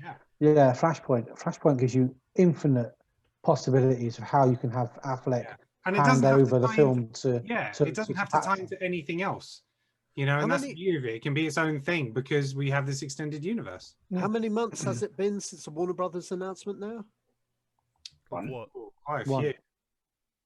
Sorry? 1 month. 1 month. No, it's been one. They did it in November. Yeah. Oh, really? Was it November? It feels you longer see, than that. the shit film that they created was so heavy, it seems like it's been there for 3-4 months. It's 1 month. Wow. Okay, so you know what? I can confirm that they actually have a script now for Flashpoint, whereas before I was really negative. I was like, they ain't got shit. They've got a script now. It's been a month. Nothing's been cancelled. Hopefully the movie will come out. I've got a little bit of faith. Well, Flashpoint, man, we know we talk about it another time because that needs to be a peak film for it to work. You can't be messing with time travel and make it and do a bad job. It just completely derails the film. Okay, anyway. So next up. Hey, you made it. As you're listening, I'm back on the visual. Okay, so next up we have Revenge of the Nerds. Yeah. Seth MacFarlane is doing a reboot. I'll let you guys deal with this one. Not sure why they're doing it. Did I get that right? Is it Seth MacFarlane? Yeah, it is. Yeah, you're right. It's Seth MacFarlane. Seth MacFarlane. Yeah, he's rebooting Revenge of the Nerds. Managed to focus on his sci-fi show, which is just amazing. Managed to focus on that. The what's it called? Orville. Orville. Oh my god, love that film. Love that show. That was a good show. Revenge of the Nerds. Never seen it. So you know what? I tell you what the biggest issue with that is right now. What the word nerd meant back in the 1980s and what it means now is totally different. There can't be a Revenge of the Nerds right now because you know what? We're the nerds. We're the nerds, right? And you know what it is? It's like a friend of mine, a friend of mine had this perfect phrase that she used, right? Because she's soon to be professional wrestler. She said it perfectly. She was like, no one who doesn't like me can beat me up. So right? And the reality is, I mean, look, that almost sounds like a quote from Leo. Right? The reality of it is this. When you think of a nerd, right? Okay, granted, there's still the kind of the boys from The Big Bang Theory. You think of Sheldon and Raj and Leonard and them, right? And you think, like everyone under the sun could beat those characters up, right? But that's not what nerds are like nowadays. No. That's not the all-encompassing thing of a nerd right now. Nerds run the world. Back in the 80s, you could be like, oh, you nerd. I'm not interested in that, right? Cool. We in 2020, right? Nerds is getting it all. Nerds is ruling, right? Nerds is out here winning, right? What it meant to be. You got, like, put it like, I am old enough to remember if I was happy to admit to all the things that I like and appreciate and love and that, you know, line my shelves right now, I could got my ass beat senseless in school, right? That now everybody loves what I'm into. I'm like a couple of years ago, I was like a god because you know I'm the god of knowledge because everyone was like, oh my god, I saw this trailer for this new Avengers film and I saw this character. Who are they? And I'm like, come to me, my child. Take a seat. Allow me to explain the wonders of the universe to you. Whereas like it's a different market though. I think in America with their school system, they still have the cliques. Yeah, they still have the sports job. Even there's a lot more crossover. I get that. There's a lot more crossover. But depending on where you are in society, you definitely have those which look upon intellect differently.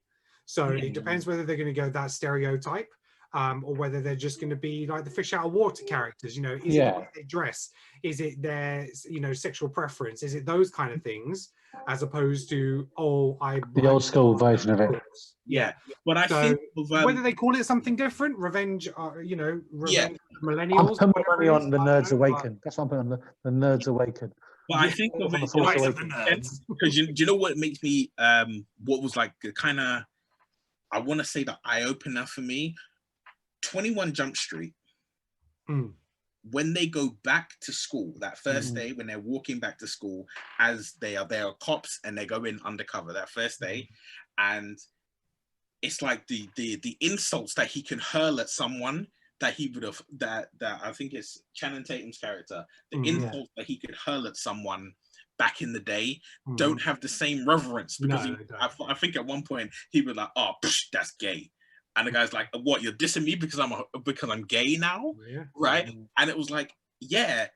And also, I didn't want to mention this, but I feel I have no choice. The current state of like PC world that we live in, right? Wouldn't allow it.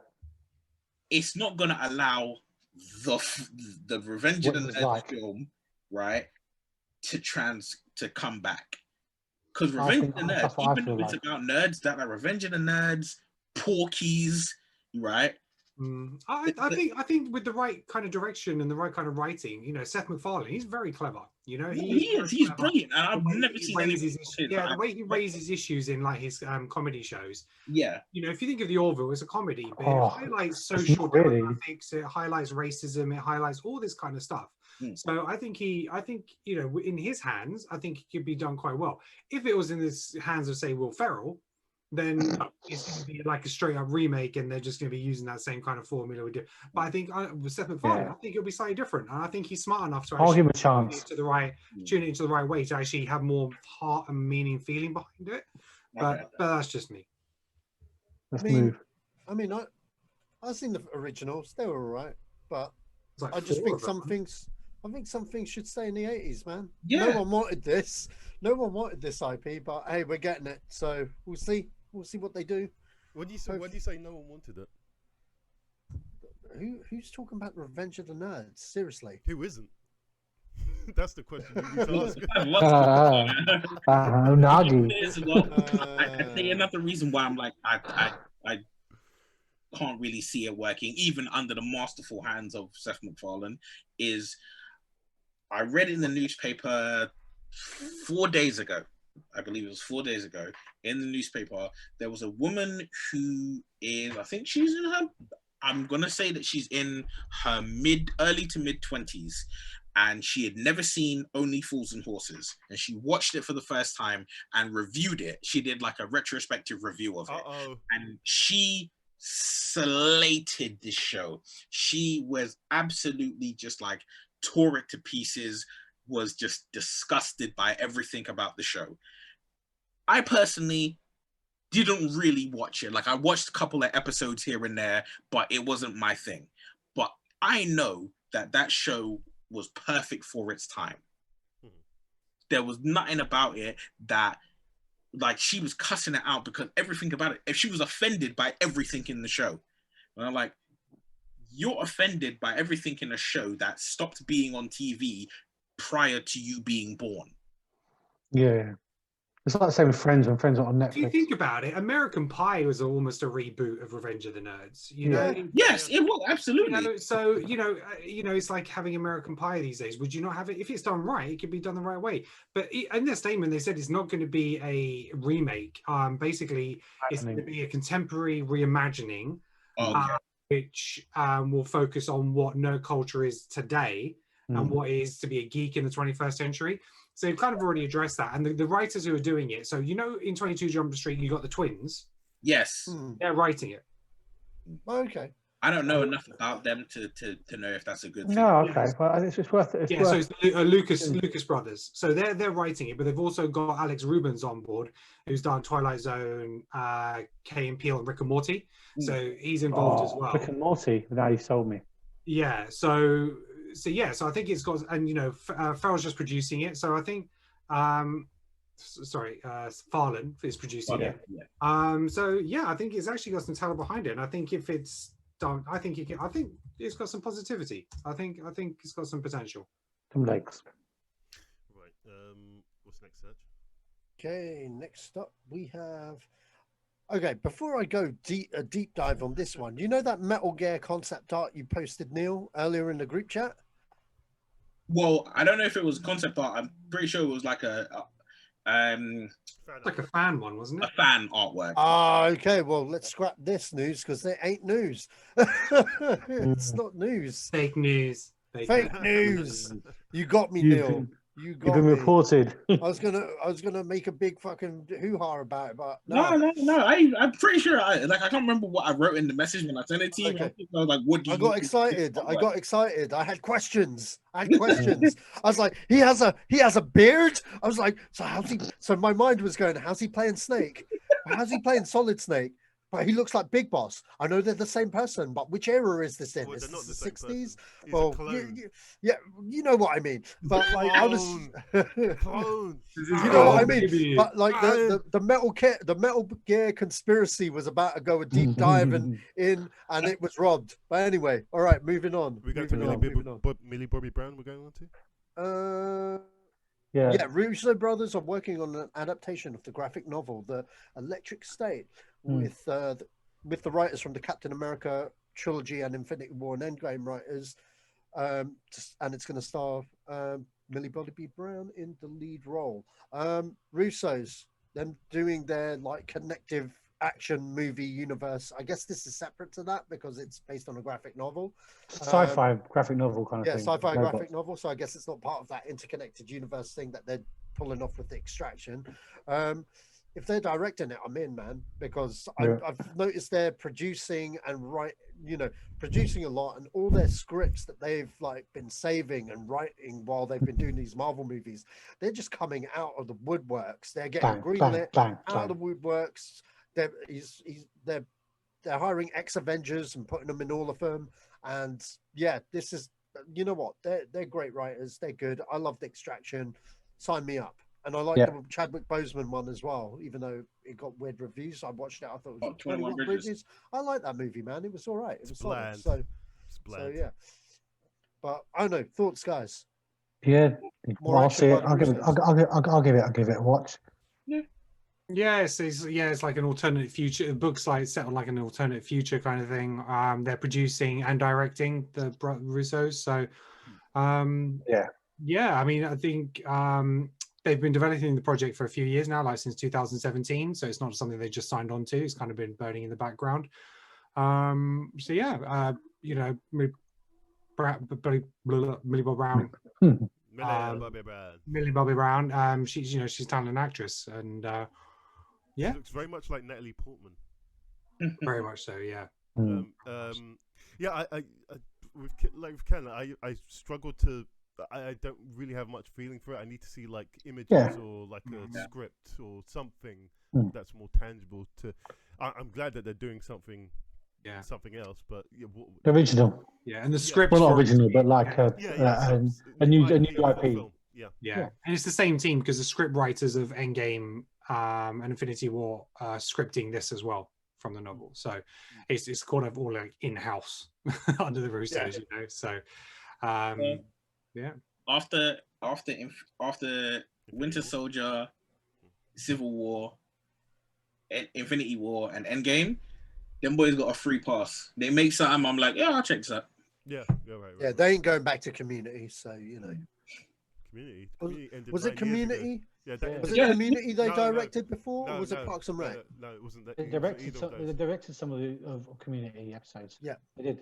No, the show he's talking about is the one that what's his face is in Donald Glover's in? No, who directed Solo? Lord and Miller. No. Oh, Ron Howard. Ron Howard. So Ron Howard used to do like the what do you call it when someone talks over something? Narration for this show that got cancelled on TV, then Netflix bought, and then it got cancelled again, and Netflix greenlit it again. What is the show? And they always put something in their films reference to that show. It's in Endgame as well. It's like Arrested Development. Yeah. Funnily enough, though, Joe, they did direct 22 episodes of Community as well. So no way, that's No, because the thing is, they use actors from Community in their Marvel films. Yeah, that's right. That's right. I just like how Joe went on this like 5 degrees of separation to get to that show. It turned out we're both right. But the guys who create Community created Rick and Morty. Justin Roiland's and But you can see this. You can see the similarity in humor between Rick and Morty, Community, and the directing of Community. Even though it's a small show, like set in a small location. Yeah. They also directed a short film called Car Fuckers. I want to see this. But like the paintball episodes of Community were sick. I love those paintball episodes. Equal to Cars we deserved. But didn't know we needed. Anyway. Anyway, moving along, what's next? Okay, so Lord and Miller are teaming up with Channing Tatum for a Monster Mash movie for Universal they use a Universal Monsters IP. Neil, I know you love all this Monster Mash shit. What's your thoughts? He loves all this Monster Mash shit. What the fuck? Monster Mash. That's serious, right? Universal Studio Monsters. I have it on DVD. I have it on Blu-ray. I have the box set. I have the book. I'm in it. Well, I went to freaking Universal. Sounds like you hate it. I'm down, bro. Down for the cause. Done properly, innit? To be honest with you, anything done properly, I'm in. Ever since those guys got sacked off the Star Wars film, they've just okay, we're gonna win an Oscar then. Fuck you. Fuck you, Kathleen. Well, do you know what it is? Look, the reality is, you being good at your job doesn't make you good for every job, right? So them boys, they've done tremendous work on all the things that they've brought to the screen, but monster films are a bit of a different thing, aren't they? Yeah, it's what they had planned for Solo was just not the thing. You know, Channing Tatum hasn't been in a movie since 2017. Yeah. He was getting divorced as well, wasn't he? From his voice. From Jenna. So he was in Kingsman: The Golden Circle. That was the last thing. And then he was in a short video in 2017. But 2018, Smallfoot, he did the voice. Then he did the Lego Movie Part 2. And he's filming a movie due for release next year. So he hasn't actually been on the screen for a while. Yeah, which is surprising because you don't think of it like that, do you? No. But I think because his name's always batted around with different projects, and you had this Gambit thing going on for so long, and which probably still is. What it is, the reality is exactly what you said, Ken. So many things that he was scheduled to be in just fell through. He was scheduled to be in Gambit, it fell through.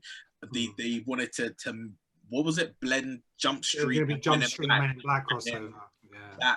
That fell through, and I was like, well, if everything you're planning to be in is falling through, you're going to have some free personal stuff going through with his divorce and everything. So probably just, you know what I mean? Like he's probably just thought to not by choice, but then the pandemic hit and Well, I mean, like, you know what? I loved him in Logan Lucky, and you know what? If you guys haven't seen Comrade Detective on Amazon, Oh yeah, that is amazing. That's great. That's great. I haven't seen it. It's just watch the trailer. Just no, watch no, the no. trailer. The trailer won't sell it. No, trailer does sell it. The trailer does sell it, man. What are you on about? I never saw the trailer to it until after I watched the show. Oh man, it's fucking hilarious. I cried. Comrade what? Comrade Detective. Comrade, yeah. It's special. Oh god. That is the nicest way you could phrase something. It's special. Right. Yeah. Fist. But in regards to Channing Tatum being in anything to do with Universal Monsters, I'm good because I do remember hearing at one point they wanted to make him Van Helsing in this kind of crop of in the crop of Universal. I raised eyebrow when they were doing like, here's Javier Bardem as one character and Johnny Depp as another, and Tom Cruise was the mummy. Not anymore. Right, but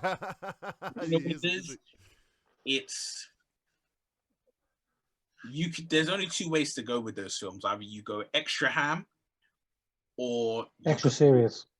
Yeah, or you do super serious, right? Like Invisible Man. Serious route, then it's cool. But if you're doing a monster mash, like in the vein of like House of Dracula or what was it? I think it was not Laurel and Hardy. Who was it? Like Abbott and Costello meets the man and that. I'm like, if you're doing that, bro, like you get Channing Tatum in there. You could throw Seth Rogen in there, Craig Robinson, James Franco, give the whole gang. I'm there. Yeah, I mean, he's a talented guy. You forget like Foxcatcher. He was brilliant in that.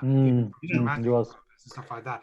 The new film he's doing actually at the moment called Dog. He's written it and directed it and starring in it. Yeah. So that's kind of a project of his. A little bit of trivia for you.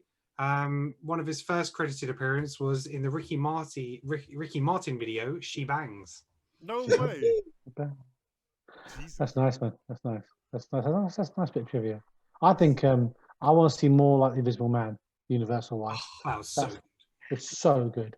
I think it's such a good film, and it just shows what you can do when you just strip back everything to the simple premise of what is scary. It's like, Tom, calm down. You don't need to go that big.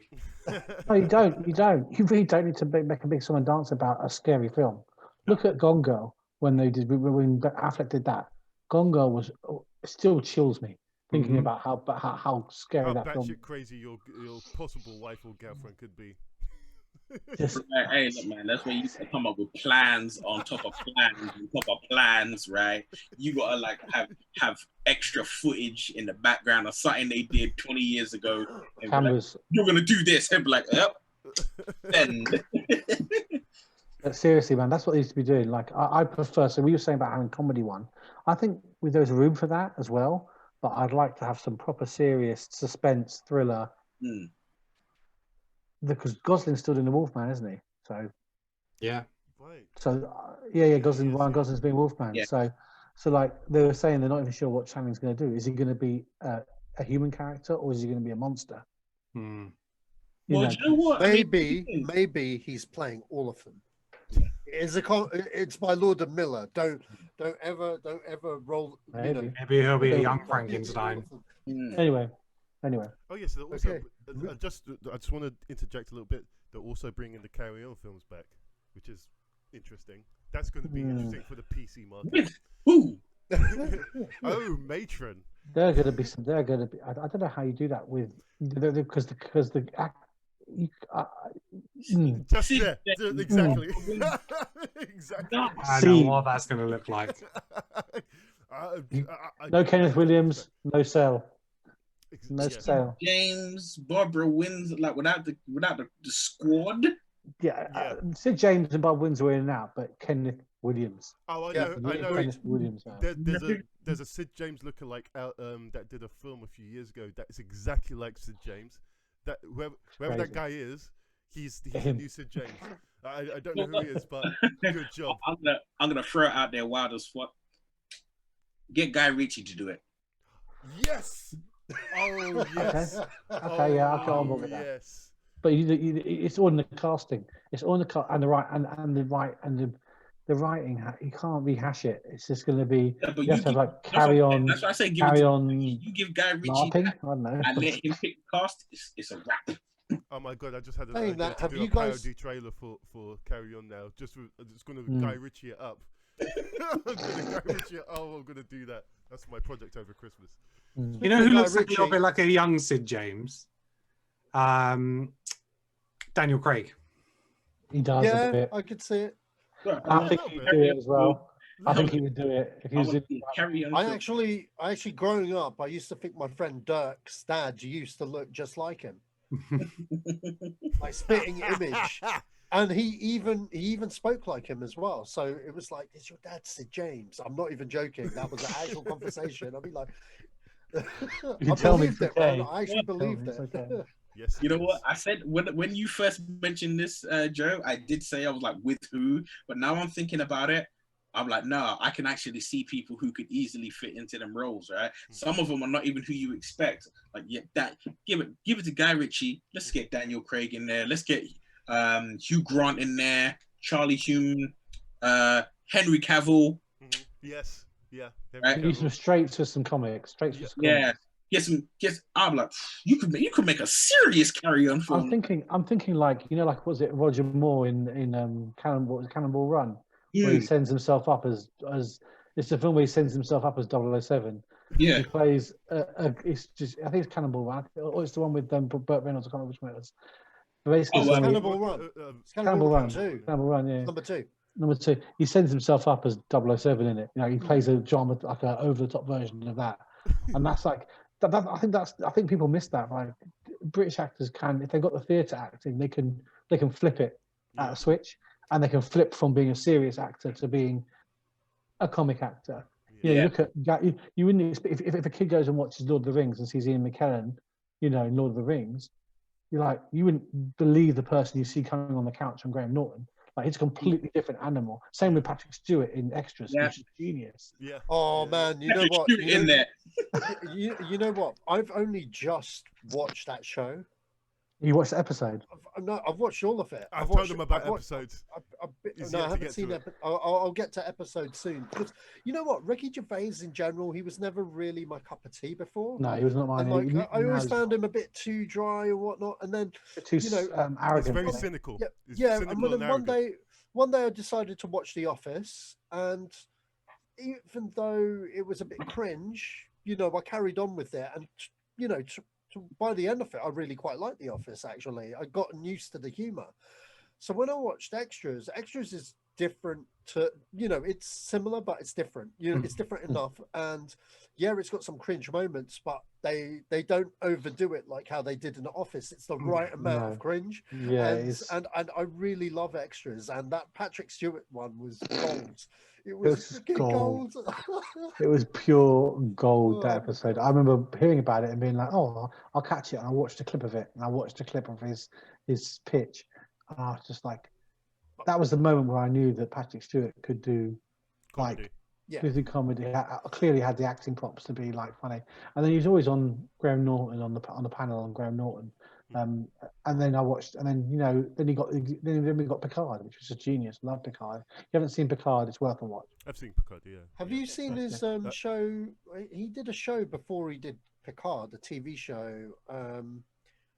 What was it called? Oh, with McKellen. With McKellen, wasn't it? No, it wasn't. No. When he was a news mogul. Yes, he's a news mogul. Yeah, that's the Seth MacFarlane show. I can't. I can't remember what it was called, but you told me about it. It's amazing. It's hilarious. It's so funny. What was it called? I'll find it. I think it's just. I think him personally. Blunt talk. I think it only went on for one season, but it was really, really funny. But before we move on to the next thing, on the subject of Guy Ritchie, has anyone here seen The Gentleman? Yeah. What do you guys think? We talked about this already. Yeah, we talked about it several times. It's awesome. Yeah, man. I keep going on. This still, I think it's my movie of the year still, man. I fucking love that film, man. It's just so unbelievably funny. But Chris ain't seen it, so there we go. No. Okay. You'll like it. It's on Amazon Prime at the moment. Yeah. I got Prime. I got everything except for HBO Max. Boo. Put it this way. It's not over here yet. Put it this way. That film made me forgive him for Aladdin. Okay, seriously, don't make more Aladdins. He's not worried about Aladdin. He made his money out of Aladdin. Said it Oh, made I a know. billion. He was like, yeah. All right, so moving on. Okay, this is the real talk, man. This is real talk. I know Chris has been itching all podcasts for us to talk about Dungeons and Dragons. Chris Pine is up for the lead for the rebooted Dungeons and Dragons. This will put fantasy movies back on the map. Or will it? I don't know, man. Ken's facial reaction knows I'm being sarcastic and shit. But which Dungeons and Dragons is it? Is it the Dungeons and Dragons? No, not the one you want, Joe. Okay. The old shit. The old shit. You know the one with snails? Yeah, yeah, that one. Hold on. Which Dungeons and Dragons are we talking about? 2000, Jeremy Irons. Jeremy Irons, the guy that was Jimmy Olsen from New Adventures of Superman as the lead, and one of the Wayne's brothers as Snails. He was like, I just remember that from the movie. Story they're from remaking. No, it's just a reboot. Well, that's what they're rebooting. Not like, we're gonna take the game, or even at a stretch, we're gonna take the animated show. Like the animated show just was a British thing. Like it just didn't seem to do enough business to be worth looking at, even though everyone remembers it fondly. Like, and look, this brings me back to what you said about Golden Axe. That's how I would want to do it. I'd want to do it with Dungeon. Are you talking about the animated show with the dungeon master, little gnome who was in the TV adverts? Little red cloak? No. Yeah, that's not what this is. No, I know. Joe's asking me. Yeah. Is that British? Is it British? Is it American? Oh, no, it's an American show, but I just meant, yeah. The following was strong here. The following was strong, maybe here in America, but it wasn't. I don't know if it's not done enough. It's in our minds and our nostalgia, but it's not done. Like it wasn't. I don't know, multi-award winning, or they're not. No, that show was dope. I actually watched it again over lockdown. Just a good show, man. Yeah. Well, but it's gonna be the actual universe, and that's what I said to you about Golden Axe. Like, that's how I want to do it. I'd have people playing the actual game, even on tabletop, and get them drawn into the game as NPCs. That's how I want to do it. It's not a film, but something you will absolutely love. I put Leo onto this earlier. Is there is a comic called Die, right? And it's not Die as in it's Die as in single dice, right? And it is literally that is a bunch of friends. They're playing a tabletop game, and they get sucked into that game. Yeah. It's brilliant. It's amazing, absolutely amazing. That's how I want Dungeons and Dragons, because that's the Dungeons and Dragons that is popular now. Remaking that joint you were saying with like Jeremy Irons and Marlon Wayans and Maggie Boy from Jimmy Olsen from like Lewis and Clark. Bruv. No, the animated show was great, and I don't know if you saw they did a TV advert. Yeah, for was it Renault or something like that. Give me a movie of that. That was freaking amazing. That's like what the car adverts did for Transformers. We had the car turn into a robot, and suddenly we got Transformers movie. That should have been like, Dungeons and Dragons. We need that. I know that there's some creators from Game of Thrones involved with this, which kind of led itself to the epic adventure kind of thing.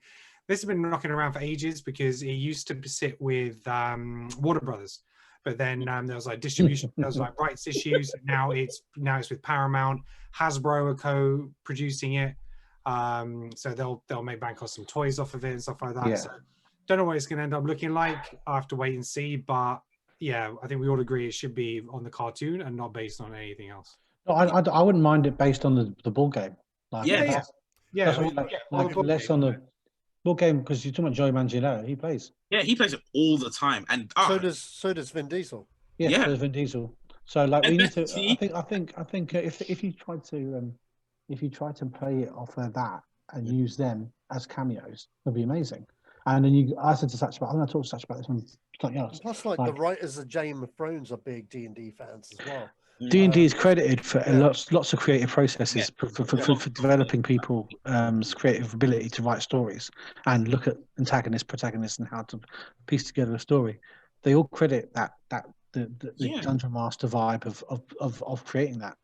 So that's what create a whole world. Like when you do Dungeons and Dragons, if you are the dungeon master, you're creating the adventure. And I was like, you literally can just form out the greatest like epic ever. It's been it's been reintroduced to modern audiences like via Stranger Things and Big Bang Theory and all that kind of stuff. Even not South just that, Park. yeah. So, But they're streaming as well. There's the people stream it. The people are famous streaming the D&D this version. If So they, because you've had Game of Thrones with that kind of warfare and dragons, it lends itself into that kind of audience. So if it's produced well, and it's you get a good trailer, people will go see it. I'm worried about I'm worried about star power because like that's the thing. Like you don't want to pull away from the premise because Dungeons and Dragons, especially to resell it to new people, it has to have a very strong underlying premise of the film, like what's happening in the film and the sort of the arc of it. And if you've got someone like Chris Pine, which is great, if he's going to buy into it, brilliant, fine. But like it's got to be something that you a labour of love almost. Yeah, otherwise it does. You have to be. It's kind not of going to. into it. Otherwise, it's going to come off like the 2000 film did. Maybe Vin Diesel will do a narration or voiceover. He Maybe should do. Dungeon Master. He should do. Honestly, they should get all those people involved because the D&D teams that do the streaming, they're very popular. They've become famous now. And the main ones, they're multi-famous. Don't have to work for the rest of their lives. They just stream games of characters they created. And they could be in it as cameos. You have Vin Diesel's cameo. You have Joe Manganiello as a cameo. It's up to you how you do it. But like even with that, you have to have a strong story, which the first 2000 film didn't. It was awful in that respect. And I can come around to that now. It's actually okay. Yeah, I've got nothing really to add, man. But yeah, moving on to the last topic. Hang on. Whoa. Joe wants to talk. Sorry, Joe. It's all right. Okay, so in terms of this tabletop game, in trying to translate that into something with really, because there are so many stories that can be had with this, you have to pick. How do you craft that? How do you even craft? A palatable story? In my mind, how you craft it, there are many ways. There are actual stories of Dungeons and Dragons. There is actual stories that people could, pluck from. Right. But I think what you do is you take the time to carve out your own fantasy, your own world, your own storyline, so to speak. But you make sure that you correctly embed, the different classes of people, the different races of people, the different type of individuals. You make your own story in this world, because there are people who, like, depending on the edition of the game you've got, your understanding of the rules and the way things are governed are going to be different than other people. Like someone who just starts out playing Dungeons and Dragons 2020 is not going to have the same understanding as someone who's been playing it since 1987. Right. I think you're right. I think you have an original story, pull the players in, and then you craft almost like you just follow them on their first steps. But I think, but it's got to be believable. It's got to be, and you've got to have the right hooks to keep you interested in the characters. Right. That's the key thing. I mean, the world is sellable. Orcs, wizards, it's sellable. Yeah. You sell that. Realistically, Dungeons and Dragons could actually be an anthology series of films where every film you follow a different set of characters, and maybe they cross and they overlap and things here and there, but you could follow a different cast of characters every movie, and it would still be amazing if it's done right. Yes, if done right. Just not like the early 2000s films. And didn't they make more than one? Yeah, there was a trilogy. Nice. Other two were straight to DVD. There were 3 films. Okay, last topic of the night. Mandalorian. First thing I must say, Kenan, I'm so sorry. I'm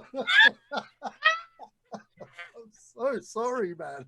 I don't think I've been that angry for a while. Yeah, he called me and he asked me, he was like, we're possibly going to do a podcast. And I was like, okay, cool. Like, and I think either I mentioned you or he mentioned you, and I was like, oh, and he was like, yeah, I don't know if Ken's going to be on it because like he's pretty pissed at me right now. So for the last 7 weeks, so like Mandalorian first one I watched with Sacha. So he was like, you got to see this. He found a way to have it before he got to the UK, and we binge watched it, and it was amazing. Yeah, it was great. So season 2 right off the bat, I'm like, yeah, first week, and I made a ritual of it. So obviously we've been working from home. Friday I finished at 4:00. I'm like, right, I order me a Wenzel's, so I get a nice baguette and a jam donut, and I'm like sit down at 4 o'clock, watch Mandalorian, and have my lunch. And then it got up to last week, and obviously I've stayed off social media. We have a group between me, Sacha, Chris, and Richard, and Sasha's like, stay off social media. I'm like, yeah, I'll stay off social media. And then notifications going on my phone and stuff like that. And I don't follow people on Twitter who are spoilers, but you can't avoid it because of who's involved and stuff like that. But I saw a notification from Sacha on Twitter, and I was like, that's really odd. Like Sacha never hardly ever tweets. So I was like, oh, okay, all right, I'll check this out. It's like, I trust my man Sacha. Yeah, I trust my man Sacha. Yeah. So spoilers, if you haven't seen the last episode, skip this part. But the tweet notification at Mark Hamill, this is the way. I was just like, nah. He's just done me on Mandalorian like that. And I messaged in the group and I was like, Sash, if this is a spoiler, if you've done me wrong here, we got problems. And no one spoke. I'm watching the whole episode for this appearance, and obviously then it comes, and I'm like, I know who this is, and he unveils it. It's like, okay, cool, but fuck me, I knew this was coming, and I was just, and it took it away. And I'm watching all these reaction videos on TikTok, and everyone's like, oh my god, who is it? It's the Green Saber. I'm just like, yeah, I know. I was like, and I was just like, you robbed me of a moment, man. This has been robbed me. I feel for you. And he called me, and and I didn't answer. He sent me a voice note, which I listened to. He apologized. He was like, look, it's my mistake, this, that, and the other. It's like, very honest I can't stay mad at him because he's my boy, but I felt like he took a moment away from me. I was like, you know what? This is the only time I trust Sacha a spoiler. He's not a spoiler person. No, he's not a spoiler person. No. We went to go see the Force. When he does it big. We went to see Force Awakens, yeah, huge movie. We had like 30 people in a group. Like, who's going to go see it? About 20 of us went, and then next day he's like, oh, I can't believe Han dies, and people in the group hadn't seen it yet because they couldn't make the screen. It was like, two people. It was Shiva and Dave Martin hadn't seen it. Yes, but it's like so blatant. But it's like I trust actually he's never done that, and so like the fact he never uses Twitter. So yes, it's my fault because I went on Twitter, but it was Sacha, so I just thought safe place. Bro, the man told you. The man sent you a message and said, "Don't go on social media," but not from his own message. He's talking about other people. He's like, yeah, don't, because there's fuckers out there who will fuck it up for you. I didn't know he was gonna be the fucker who fucked it up for me. All I'll tell you, right? Admittedly, I hadn't watched it, and then all I saw was Sash said, I saw a message from Sash on social media, and it said, "This is the motherfucking way." And I was like, I'm gonna watch it right now, because if I don't watch it, someone's gonna spoil it, and I'm gonna lose my shit. I was at work, so like. Did Mark Hamill like your message, Sacha? Was it worth it? Did he like it? I deleted it. Did he tweet it? Did he retweet it? No. I deleted it after I got rumbled. I was like, oh shit, fuck! I didn't even think about that.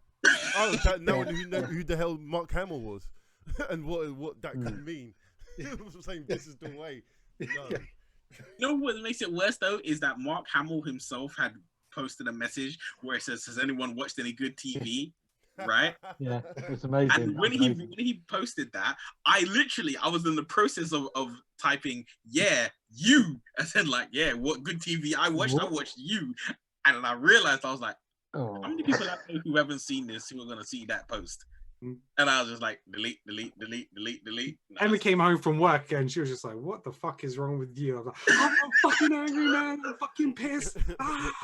She just walked upstairs. I don't know why, but I could just imagine you just like overturning tables. She's like, this is a TV show. It's like, you don't understand. You don't understand. You weren't there. You weren't there, man. It's like, I've been waiting for the 1980s for this shit. I got 3 movies and they didn't give it to me. Yeah. Nah, man. It happens. It happens. I told you it happens to me, man. Now it's just a story to tell. Now it's a story to tell. Indeed. So, yeah, on to the actual news. The Book of Boba. Yeah. The Book of Boba. Yes, you guys did stay till the end credits, right? Yeah. Yeah. And I saw the Favreau announcement. So he's like, yeah, this is the end credits where they're going to leave their house. Yeah. No, because you know what it is? There are certain people, Joe, who literally, even though Marvel is 10 years old and even films before that had it and things, who literally will watch something and the second the credits come up, they just turn it off. But yeah, so if anyone hasn't heard the announcement, Favreau's confirmed that the Boba Fett series is a separate series, so it's going to be like a chapter 1 of that series, and then Mandalorian season 3 will follow after that. So because a lot of people thought, okay, that's the Mandalorian story finished, and now we're moving on to Boba Fett. No, and Grogu apparently is still going to be part of the ongoing story, so we're not done yet. So whether we'll see more Luke or not, we don't know.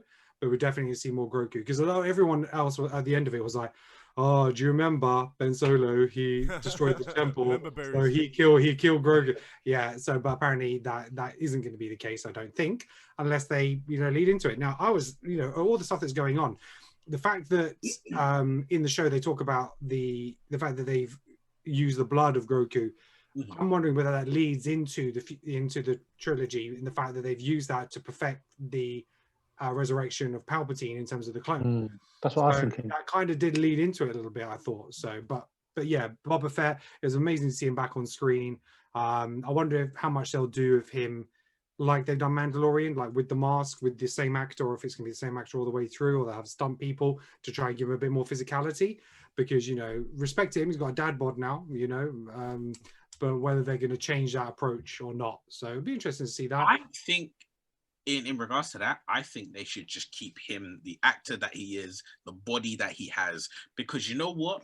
I don't need Boba Fett to be, a ninja. I need Boba Fett to be the baddest motherfucker in the galaxy, and that's what, like, that scene. I know people. I know that there was certain people in the episode that we first see him in, where, like, you see the dad bod, and they were like, "Oh, he's got a dad bod." And I was like, "Yeah, did you see the man step on that rock and then them rockets come out his knee?" I was like, "He don't have the dad bod. He is the dad. He is the daddy. He's the Mac Daddy."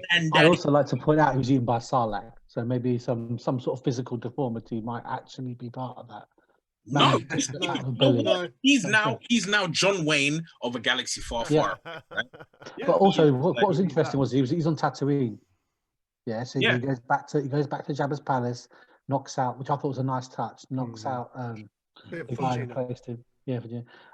So that just sets up, for me, Obi-Wan, because he has beef with Obi-Wan. No, Obi-Wan set well before that, about 20 years before that. Oh, that's a shame. We said before that, and the fact, and obviously we're going to have Vader. Then again, we had what we had with Luke. So if there was anyone he had beef with, it wasn't Obi-Wan. It's Mace Windu. But because Mace killed his dad. No, but all I'm saying is that, from my point of view, like, given what happened, the stuff that happened with the end of Mandalorian season 2, like, all bets are off. Like, I'm sorry, all bets are off. No one saw that coming. Best kept TV secret in I don't know how long. I think the biggest news. He owns 2 of them. That man. He owns Empire and he owns that one. Well, I think the biggest news from, like, the announcement that Jon Favreau kind of reiterated is that they've brought on board Robert Rodriguez as the showrunner for this particular show. Considering he introduced us back to Boba Fett in his episode of The Mandalorian, it's in safe hands. If there's anyone that could stick to guidelines of how shit should be done, he's proved himself in Sin City, he proved himself on Battle Angel Alita, that, you know what I mean, he can work under guidelines and stuff, and he's a self-proclaimed Boba Fett fan. We're going to get great things, and I trust Robert Rodriguez, to be quite honest. That's a slam dunk. Despite how negative I was with all the other shit on the previous podcast, like this one I'm looking forward to, along with the Rangers of the New Republic and the Ahsoka series. Those are the 3 that I'm like, yeah, bring it, because they're all connected. They're leading up for a big event. We'll see how it goes. All right. I guess that's it. That's a wrap. Wow, that was a very short Star Wars talk.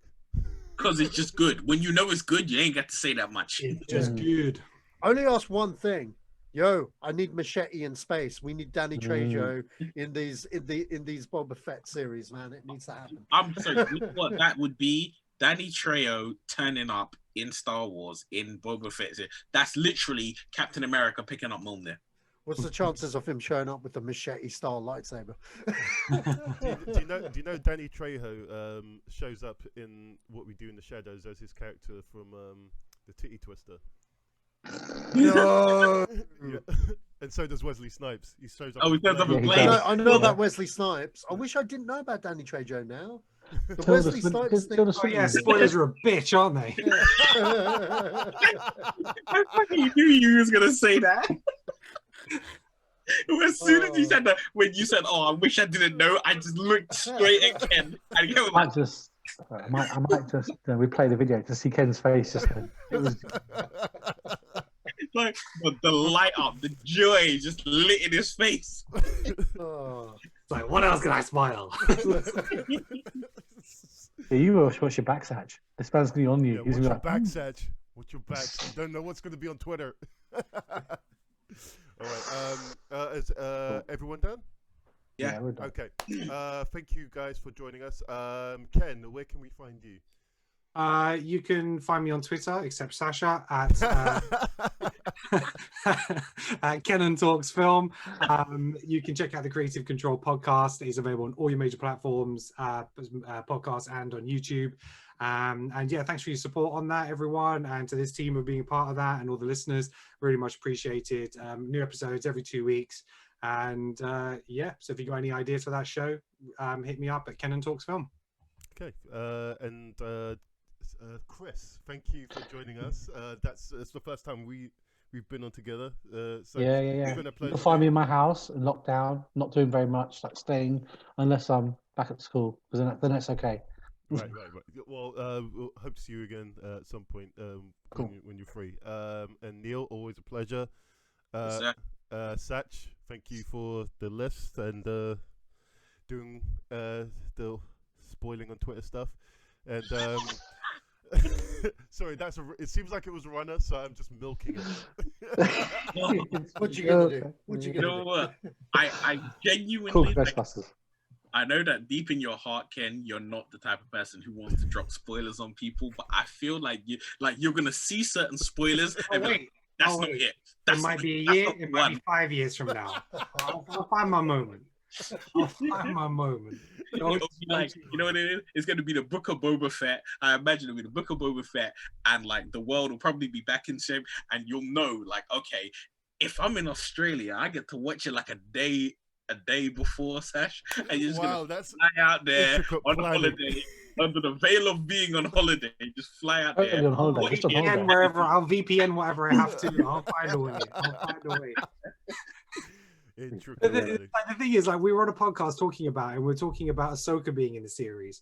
Yeah. And I said, "Are you not aware of Ahsoka?" And he was like, because he said, "Oh, Ahsoka's name's been dropped." I'm like, "Are you not aware of Ahsoka about Mandalorian?" He was like, "No."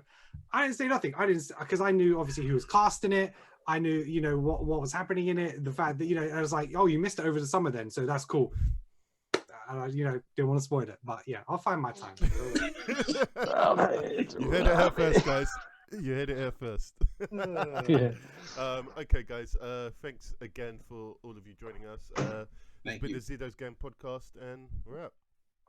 Peace. Go on, do it. Come on. I am the man that killed Jamie Lannister.